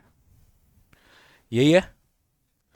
हाँ, ये के से खरीद के एम को बेचा है, ये इसका 15% जीपी मार्जिन है। अब देखो analysis of the sales transaction. Sales transaction में तुम देखो, सेल टू एम और सेल टू ए, मतलब इन दोनों का सेल्स को इन्होंने एनालिसिस करके बताया कि अगर आप एम से सेल कर रहे हो, एम सॉरी ए को सेल कर रहे हो तो क्या हो रहा है, और एम को बेच रहे हो तो क्या हो रहा है। तो हमको इसका जीपी, हमको इसका जो है पूरा फंक्शनल डिफरेंसेस को एडजस्ट करना पड़ेगा ए से प्लस माइनस में। तो प्राइस में आओ पहले, sale to A ex shop है, एक्स शॉप समझ में आ रहा है, एक्स फैक्ट्री, मतलब हम उसे कुछ भी फर्दर नहीं ले रहे हैं। लेकिन एम लिमिटेड को जब आप बेच रहे हो, that is FOR destination, that is FOR destination with cost of freight and insurance estimated at 2% of my profit। तो मेरा प्रॉफिट कम हो जाएगा, मेरा प्रॉफिट कम हो जाएगा। क्या लिखा है? Impact on freight and insurance on GPs कितना लिख दिया यहाँ पे, आपको बोल दिया कि ये फ्रेट एंड इंश्योरेंस की वजह से जो इंपैक्ट आएगा वो 2% आएगा। As the sale price will increase but corresponding expenses are not debited to trading but to PL account. ध्यान देना, जीपी मार्जिन ट्रेडिंग अकाउंट में निकालते हैं और net profit margin PL account में निकालते हैं। तो ये क्या बोल रहा है कि तुमने ट्रेडिंग अकाउंट में इसका खर्चा बुक नहीं किया है, तुमने ट्रेडिंग अकाउंट में इसका खर्चा बुक नहीं किया है, तुम्हारा सेल प्राइस बढ़ गया है। ओ, तुम्हारा सेल प्राइस बढ़ गया तो जीपी मार्जिन भी बढ़ गया है। आई रिपीट, तुम्हारा सेल प्राइस बढ़ गया है तो जीपी मार्जिन भी बढ़ गया है। समझ में आ रहा है? क्योंकि क्या लिख दिया पे, कॉस्ट तुमने डेबिट नहीं किया बेटा। क्या लिखा है? कॉरेस्पॉन्डिंग एक्सपेंसेस जो तुम्हारा खर्चा का लगा है वो तुमने जीपी में नहीं, तुमने नेट प्रॉफिट में पीएल अकाउंट में लिया, ट्रेडिंग में नहीं लिया। तो अगर तुमने ट्रेडिंग में नहीं लिया तो ट्रेडिंग में खर्चा बुक नहीं हुआ है, तो तुम्हारा जीपी ये बढ़ा हुआ है। ये जीपी कौन सा है? बढ़ा हुआ है ना। तो तुमको क्या करना है? लेस करना है। तो फिर कुछ नहीं करते आप, कुछ नहीं करते, कुछ नहीं करते आप। जो हम ट्रेडिंग में भी ले चुके हैं उतना भी कर चुका है। तो लेस क्या करेंगे? Difference between ex factory and FOR 2% हो रहा है। क्वांटिटी डिस्काउंट क्या बोला है? जब एम को बेच रहे ना तो कोई डिस्काउंट नहीं दे रहा है, बट जब आप अपना ट्रांजैक्शन में देख रहे हो तो वहां पे आपका डिस्काउंट जा रहा है, ठीक है, ध्यान से, डिस्काउंट जा रहा है, तो डिस्काउंट से आपका प्रॉफिट क्या होगा, कम हो जाएगा। अभी वो प्रॉफिट कम नहीं है क्योंकि डिस्काउंट नहीं जा रहा है। अभी क्या है, अभी हमेशा बात करो अभी, और आगे क्या होगा, अभी क्या है, तो क्वांटिटी डिस्काउंट तुम्हारा 1% है, तो इस जीपी मार्जिन में तुम्हारा डिस्काउंट को फैक्टर नहीं किया गया है, बट अगर करोगे तो डिस्काउंट तो प्राइस को गिरा देगा, प्रॉफिट को गिरा देगा। बोलो सिंपल है। तो यहां पे क्या हो जाएगा, हमें लेस क्या करना पड़ेगा, क्वांटिटी डिस्काउंट। हमेशा ध्यान दो कि मार्जिन्स में क्या इंपैक्ट आएगा, 1%। फिर फ्री गिफ्ट्स, ध्यान से, तुमने कुछ भी गिफ्ट नहीं दिया है, बेचने के साथ साथ तुमने कुछ भी गिफ्ट नहीं दिया, ध्यान देना, 1 CD pack for every CD writer तुमने गिफ्ट दिया है, लेकिन प्राइस भी तुमने कोई चेंज नहीं किया है। लेकिन ध्यान देना, तुम्हारा प्राइस पे कोई इंपैक्ट नहीं आ रहा है, बट तुमने गिफ्ट दिया है। अब इसमें एक पॉइंट आता है, गिफ्ट देने का खर्चा तो होता है, वो मेरा प्रॉफिटेबिलिटी में इंपैक्ट करेगा, प्रॉफिटेबिलिटी में इंपैक्ट करेगा तो जीपी एडजस्ट हो सकता है। बट रिमार्क देखो, cost of the gift is not, cost of the gift trading में डेबिटेड ही नहीं है, वो खाली पीएल में डेबिटेड है। तो क्या जीपी मार्जिन्स में कोई इंपैक्ट आया है एम लिमिटेड में, थोड़ा ध्यान दो। तुमने जो 15%, देखो एकदम सिंपल है, 15% का जो मार्जिन है उसमें गिफ्ट का कोई भी इंपैक्ट है क्या, पहले बताओ, कैसे नहीं है, सोच के बताओ। क्योंकि यहां पे ट्रेडिंग में गिफ्ट का खर्चा डेबिटेड नहीं है। क्यों बुक करेंगे, क्योंकि तुम भी तो जब ए को बेच रहे हो तुम्हारा तो गिफ्ट नहीं है, तो यहां पे कुछ नहीं होगा। ये तो वही वाला केस हो गया ना प्राइस में, समझो, समझो बेटा समझो। यहां पे तुम्हारा एम लिमिटेड को जब तुम बेच रहे थे, तुम्हारा बोल रहा है एफओआर डेस्टिनेशन है जहां पे फ्रेट और इंश्योरेंस तुम रिकवर करोगे, और बोल रहा है कॉस्ट तुम्हारे पीएल में डेबिटेड है, ट्रेडिंग में डेबिटेड नहीं है, तो बोल के तुमने 2% अपने प्रॉफिट को कम किया। मैंने तुमको वहां क्या समझाया था कि अगर वो ट्रेडिंग में कम हो, ट्रेडिंग में कंसिडर हो जाता, अगर वो ट्रेडिंग में उसका कॉस्ट कंसिडर हो जाता तो आप कुछ नहीं करते। वही चीज तो यहां पर है कि सर आप जब गिफ्ट प्रोवाइड कर रहे हो, आप फ्री में गिफ्ट प्रोवाइड कर रहे हो, आपको कुछ कंसिडर नहीं करना चाहिए। क्या करेंटली आपका गिफ्ट कंसिडर्ड है क्या, तो नहीं है, तो नहीं है, कुछ भी नहीं होगा, there be no impact. Similarly warranty में देखिए, आपका 6 मंथ्स वारंटी प्रोवाइड किया गया है, लेकिन without change in sale price, तो सेल प्राइस में कोई इंपैक्ट नहीं, यहां पे भी कोई इंपैक्ट नहीं था। कॉस्ट ऑफ वारंटी जरूर लिया है, बट ये कॉस्ट ऑफ वारंटी पीएल में डेबिटेड है, ट्रेडिंग अकाउंट में डेबिटेड नहीं है, तो जीपी में कोई इंपैक्ट नहीं है। तो अगर जीपी में इंपैक्ट नहीं है तो आपका रिजल्टेंट जीपी मार्जिन जो आप एएलपी निकालोगे उस पर भी कोई इंपैक्ट नहीं आएगा। बोलो, तो अल्टीमेटली अपना आंसर क्या आएगा, 12%। This is my ALP GP margin. बोलो क्लियर है क्या।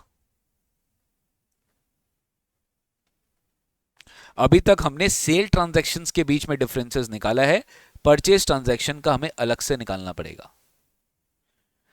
हमने सेल्स ट्रांजैक्शंस का डिफरेंसेस निकाले, सेल पॉइंट ऑफ व्यू से सोचा है, परचेज पॉइंट ऑफ व्यू से नहीं सोचा है। बोलो भाई, तो मेरे को बताओ अभी आपका रीसेल वैल्यू कितना है,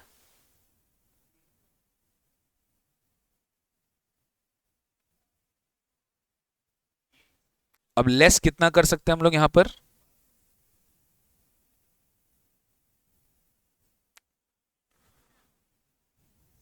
कितना वो लेस हुआ,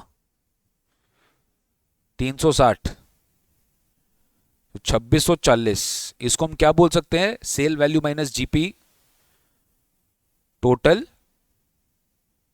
कॉस्ट ऑफ सेल्स।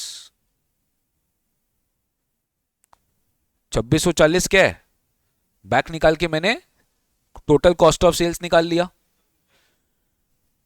पूरा नहीं हुआ। अब इसमें भी तुमको एक तरह से परचेज प्राइस हो गया, टोटल कॉस्ट हो गया। अब तुमको इसमें से भी क्या करना है, कुछ प्लस माइनस करना है। क्यों, क्योंकि तुमको यहां पर कुछ नेक्स्ट टेबल दिया क्या, एनालिसिस ऑफ परचेज ट्रांजैक्शन। तो तुम जीपी मार्जिन इम्पैक्ट कर लिया, अब उसके बाद तुम परचेज पॉइंट ऑफ व्यू से भी सोचेगा, तुम सेल पॉइंट ऑफ व्यू से भी सोच लिया, अब तुम परचेज पॉइंट ऑफ व्यू, अगर ये टेबल ही नहीं दिया होता तो तुम्हारा आंसर यही खत्म हो जाता। अब तुमको सोचो, अब तुमको दिया analysis of the purchase transaction, अब आपको दिया analysis of the purchase transaction. अब अच्छे से सोचो, कोई हड़बड़ी नहीं है, ठीक है। अब ध्यान दो, परचेज किया है तुमने A2 से, तो हम लोग को इसका देखना है, और K से तुमने परचेज किया, तो हमको अल्टीमेटली क्या दिया, ध्यान से सुनना, अल्टीमेटली क्या है बेटा, ध्यान से सुनना, ध्यान से सुनना अच्छे से। तुमने K से परचेज किया है, ठीक है। K से जो परचेज किया है, तुम्हारा जो जीपी मार्जिन तुमने लिया था वो तब लिया था जब तुमने K से परचेज करके बेचा, उसी को तुमने एडजस्ट किया है। अब तुमको निकालना है कि तुम्हारा A2 के हिसाब से क्या कॉस्ट आ रहा है एक्स्ट्रा। अब तो तुमको ये सबसे मतलब नहीं है, ध्यान सुनो, अब तुमको खाली क्या मतलब है कि मेरा कॉस्ट कितना आ रहा है, व्हाट इज माई कॉस्ट, बोलो यही है, तो मेरा कॉस्ट कितना आ रहा है मेरे को उसी से मतलब है। तो परचेज फ्रॉम A2 में हो, कस्टम ड्यूटी आपने 25 रुपया पर यूनिट इंकर किया है, कस्टम ड्यूटी परचेज किया है, जो A2 के केस में भी लगा है और K लिमिटेड के केस में भी लगा है, कोई इंपैक्ट नहीं है इसमें। लेकिन थोड़ा ध्यान दो, तुमको अल्टीमेटली क्या निकालना है, तुमको अपना परचेज कॉस्ट निकालना है, तुमको अपना क्या निकालना है, परचेज कॉस्ट, समझ रहे हो, ये प्राइस निकालना बेटा। तो A1 ने जब A2 से परचेज किया, उसका कस्टम ड्यूटी तो लगा है ना, उसके बाद ही तो रीसेल किया है।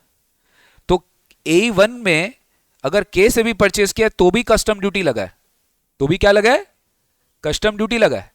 तो पॉइंट मेरा यह आ रहा है कि मैंने परचेज करने के लिए जो भी खर्चा किया है वो मुझे लेस करना पड़ता है, करेक्ट। A1 ने परचेज करने के लिए जो भी खर्चा किया वो उसको लेस करना पड़ेगा, हाँ कि ना। तो यहां पे उसके कस्टम ड्यूटी भी लेस करना पड़ेगा, और यहां पे उसको फ्रेट इनवर्ड, जो उसका कैरेज इनवर्ड कॉस्ट है, वो भी लेस करना पड़ेगा। तो टोटल लेस कितना करना पड़ेगा उसको, बोलो टोटल कितना लेस करना पड़ेगा, 35 रुपीज उसको लेस करना पड़ेगा, जो उसका कॉस्ट एक्चुअल में इंकर हुआ है। ये तो करोगे, तो यहां पे हम लेस क्या करेंगे, cost of custom duty and freight inwards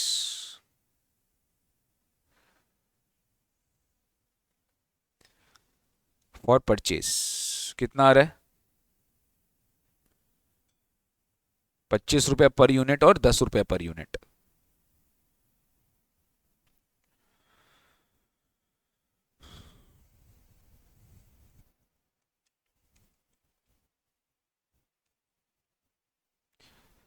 तो कितना आ गया मेरा 2605, कितना आ गया 2605, ये तो मेरा एक्चुअल कॉस्ट लगा ही है।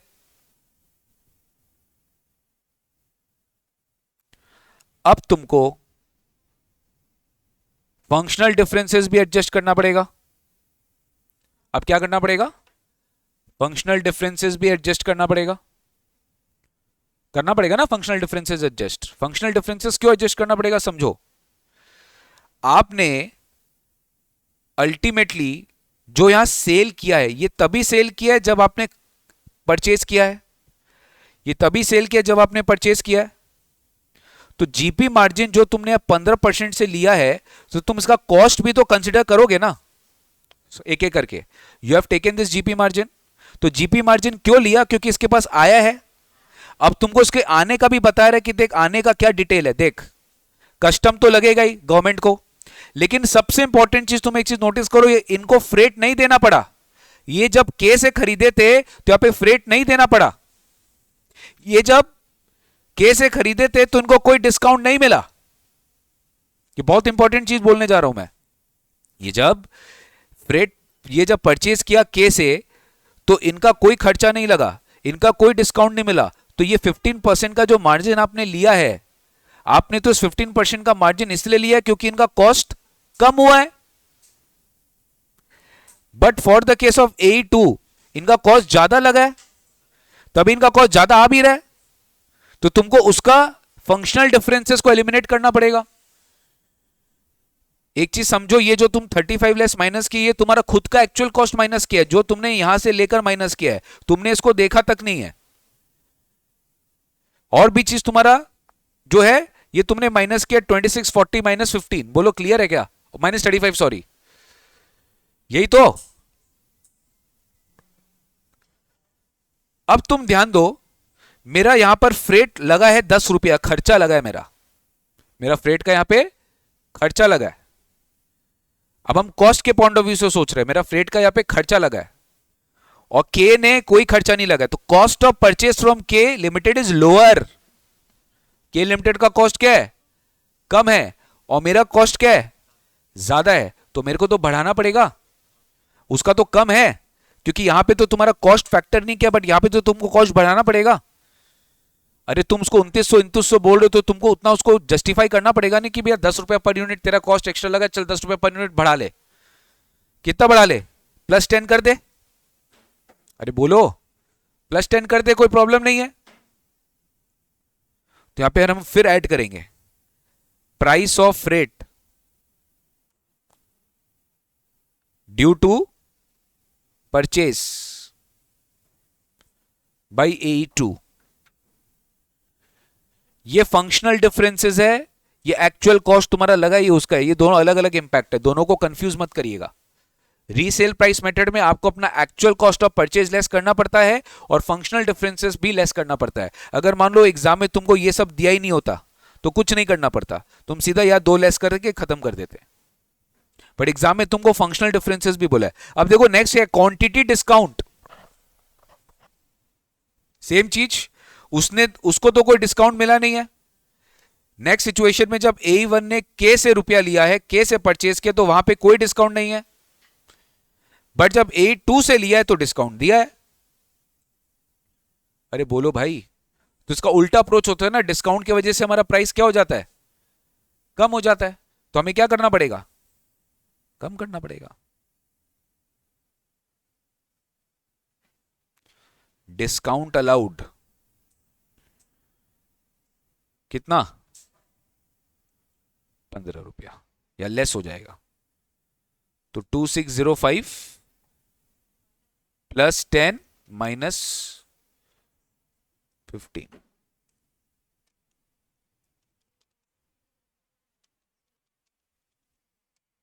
$2600 आ रहा है। ये आपका आर्म्स लेंथ प्राइस आएगा। तो आप सोचो, जो 2900 आपने पेमेंट किया है, आपका एक्चुअल ALP होना चाहिए था 2600, तो डिफरेंस क्या है?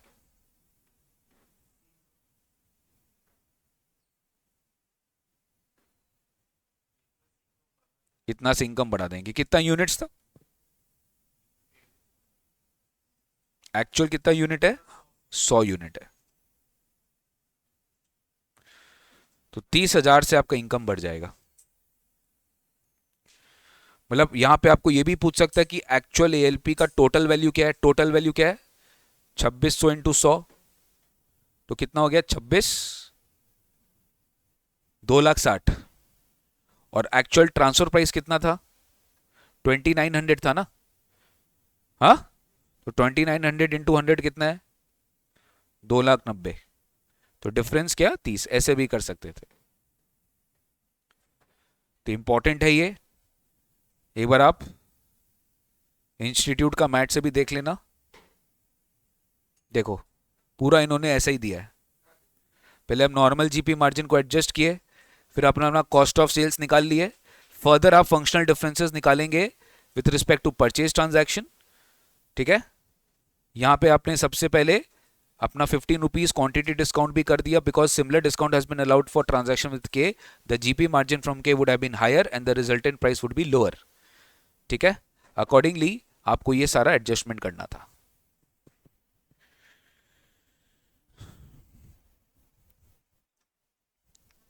ठीक है, ये सारा फंक्शनल डिफरेंसेस था और ये मेरा एक्चुअल कॉस्ट था जो मैंने परचेज के टाइम पे किया।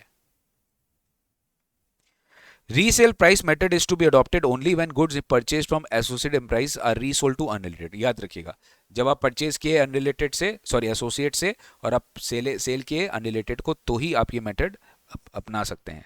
Expenses incurred in connection with the purchase are to be reduced from the cost of sales. वही आपने किया है कि हमारा जो फ्रेट कॉस्ट लगा, कस्टम ड्यूटी लगा, वो हमने खर्चा को माइनस कर दिया। In resale price method the arm's length purchase price is arrived at reducing, बाहर जाके बात करिए,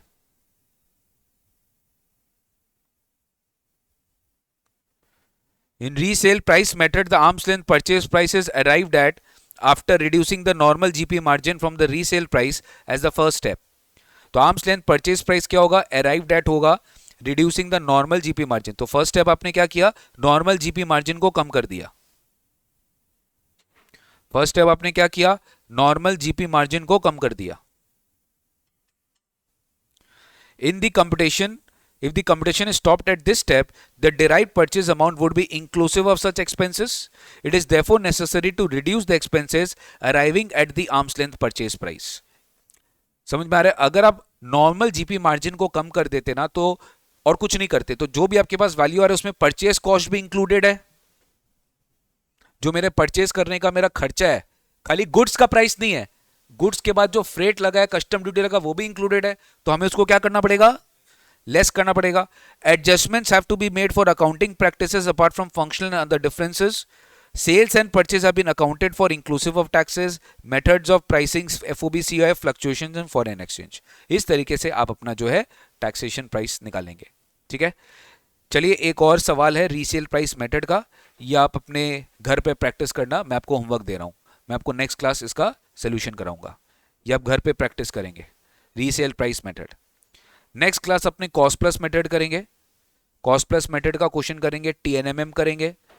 ठीक है, बहुत सारा चीज करेंगे, कप मेथड का भी बहुत इलस्ट्रेशन है, ये होमवर्क करके आओगे। इलस्ट्रेशन 9 बहुत इजी है, ये इलस्ट्रेशन 9 होमवर्क करके आओगे, इलस्ट्रेशन 10 भी होमवर्क करके आओगे, बस 9 10 होमवर्क करके आओगे, 6 होमवर्क करके आओगे। 11 भी ट्राई कर लेना, रीसेल प्राइस मेथड है, 11 भी ट्राई कर लेना, 9 10 11, 9 10 11 ट्राई कर लेना, रीसेल प्राइस मेथड और कब पर है। और अभी जो मैंने कराया 4, तो कौन कौन सा होमवर्क है, ये करके आना बेटा एक बार। ठीक है, अब जैसे तुमको एक चीज देखो हम दिखा रहे हैं, यहां पे इस क्वेश्चन में तुम्हारा एक लेवल इजी हो गया। क्या लिखा है, तुम देखो लास्ट लाइन में, regarding transport of goods purchase there is no difference between related and related party. तो यहां पे कोई फंक्शनल डिफरेंस नहीं होगा, यहां पे कोई फंक्शनल डिफरेंस नहीं होगा। So as regards transport cost of goods purchased there was no difference between related and unrelated party. तो यहां पे कुछ भी आपका डिफरेंसेस नहीं होगा, आपको खाली अपना कॉस्ट ऑफ परचेज जो है वो लेस करने का है। तो परचेज के साइड पे भी अगर कुछ करना है तो वो आपको देखना पड़ेगा कि मेरे जीपी मार्जिन में क्या इंपैक्ट हुआ था। तो ध्यान दो, ध्यान दो, आपने जो फ्रेट आपका परचेज फ्रॉम के लिमिटेड में, ध्यान दोगे, परचेज फ्रॉम के लिमिटेड में आपका कुछ भी फ्रेट नहीं लगा था। तो परचेज कॉस्ट फ्रॉम के लिमिटेड एसोसिएट एंटरप्राइज है, उसका के लिमिटेड से जो खरीदने का प्राइस है वो कम था, कम था। तो लेकिन मेरा यहां पर क्या हो गया, करेक्ट, मैंने 10 रुपए एक्स्ट्रा दिया है। तो 10 रुपए एक्स्ट्रा देना मतलब क्या, मेरा कॉस्ट बढ़ गया। तो मेरे को यहां पे ऐड करना पड़ा price of freight due to purchase by 80, क्योंकि अल्टीमेटली तुम्हारा 2650 क्या है, कॉस्ट ऑफ सेल्स है, कॉस्ट। अब तुम किस में आ गए हो, तुम सेल प्राइस में नहीं हो, तुम किस में हो, कॉस्ट में हो। AE1 अपने लिए एसोसिएट एम्प्लॉयज अपना परचेज कॉस्ट निकाल रहा है। तो मेरा खर्चा क्यों बढ़ गया, क्योंकि मेरा फ्रेट का कॉस्ट बढ़ गया। समझो बात को।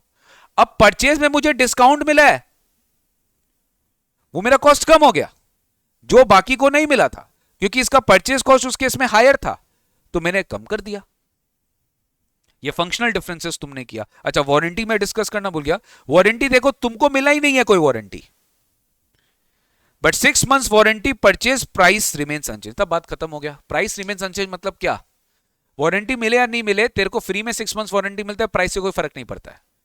तो क्या ही फर्क पड़ता है, एएलपी के कैलकुलेशन में नहीं आएगा। लेकिन यहां पे अगर बोल देता है वारंटी के वजह से ये इंपैक्ट है, तो तुम्हारा ये फंक्शनल डिफरेंसेस में प्लस माइनस करना पड़ता। तो ये कॉस्ट पॉइंट ऑफ व्यू से आपको सोचना है बेटा। समझ में आ रहा है मैं क्या बोलना चाह रहा हूं? तो जीपी मार्जिन में तुमने जो कॉस्ट ऑफ सेल्स लेस किया, तुमको उसके पॉइंट ऑफ व्यू से सोचना है। दैट्स इट गाइस, आज के लिए हम इतना ही रखेंगे। आई होप आपको क्लासेस समझ में आई है। थोड़ा टेक्निकल है, मैं आपसे रिक्वेस्ट करता हूं एक बार घर जाके एक बार रिवीजन करना, धीरे धीरे करके रिवीजन करना, आपको समझ में आएगा। अपने एम्पल क्वेश्चन प्रैक्टिस करेंगे ट्रांसफर प्राइसिंग का, टेंशन मत लीजिए। 25 नंबर आपका सिक्योर है फाइनल डीटी में, अगर आप रेगुलर बेसिस पे ये क्लासेस कर रहे हो और साथ ही साथ प्रैक्टिस भी कर रहे हो। ठीक है, इसलिए मैंने आपको 4 होमवर्क दिया है। मैक्सिमम आप गलती करोगे, प्लस की जगह माइनस करोगे, माइनस की जगह प्लस करोगे, कोई बात नहीं है, पर टेक्निकली साउंड होके करना कि रीसेल प्राइस मेथड में हम कॉस्ट पे आ जाते हैं, रीसेल प्राइस से कॉस्ट पे आ जाते हैं, और कप मेथड में हम डायरेक्ट सेल वैल्यू पे या परचेज वैल्यू को हिट करते हैं। बट रीसेल प्राइस मेथड में हम पहले जीपी मार्जिन एडजस्ट करते हैं, उसके बाद कॉस्ट को माइनस करके हम अपना एडजस्टेड एएलपी परचेज कॉस्ट निकालते हैं। समझ में आ गया? ओके, चलो आज के लिए इतना ही। Thank you so much, take care, God bless you, see you very soon in the next class.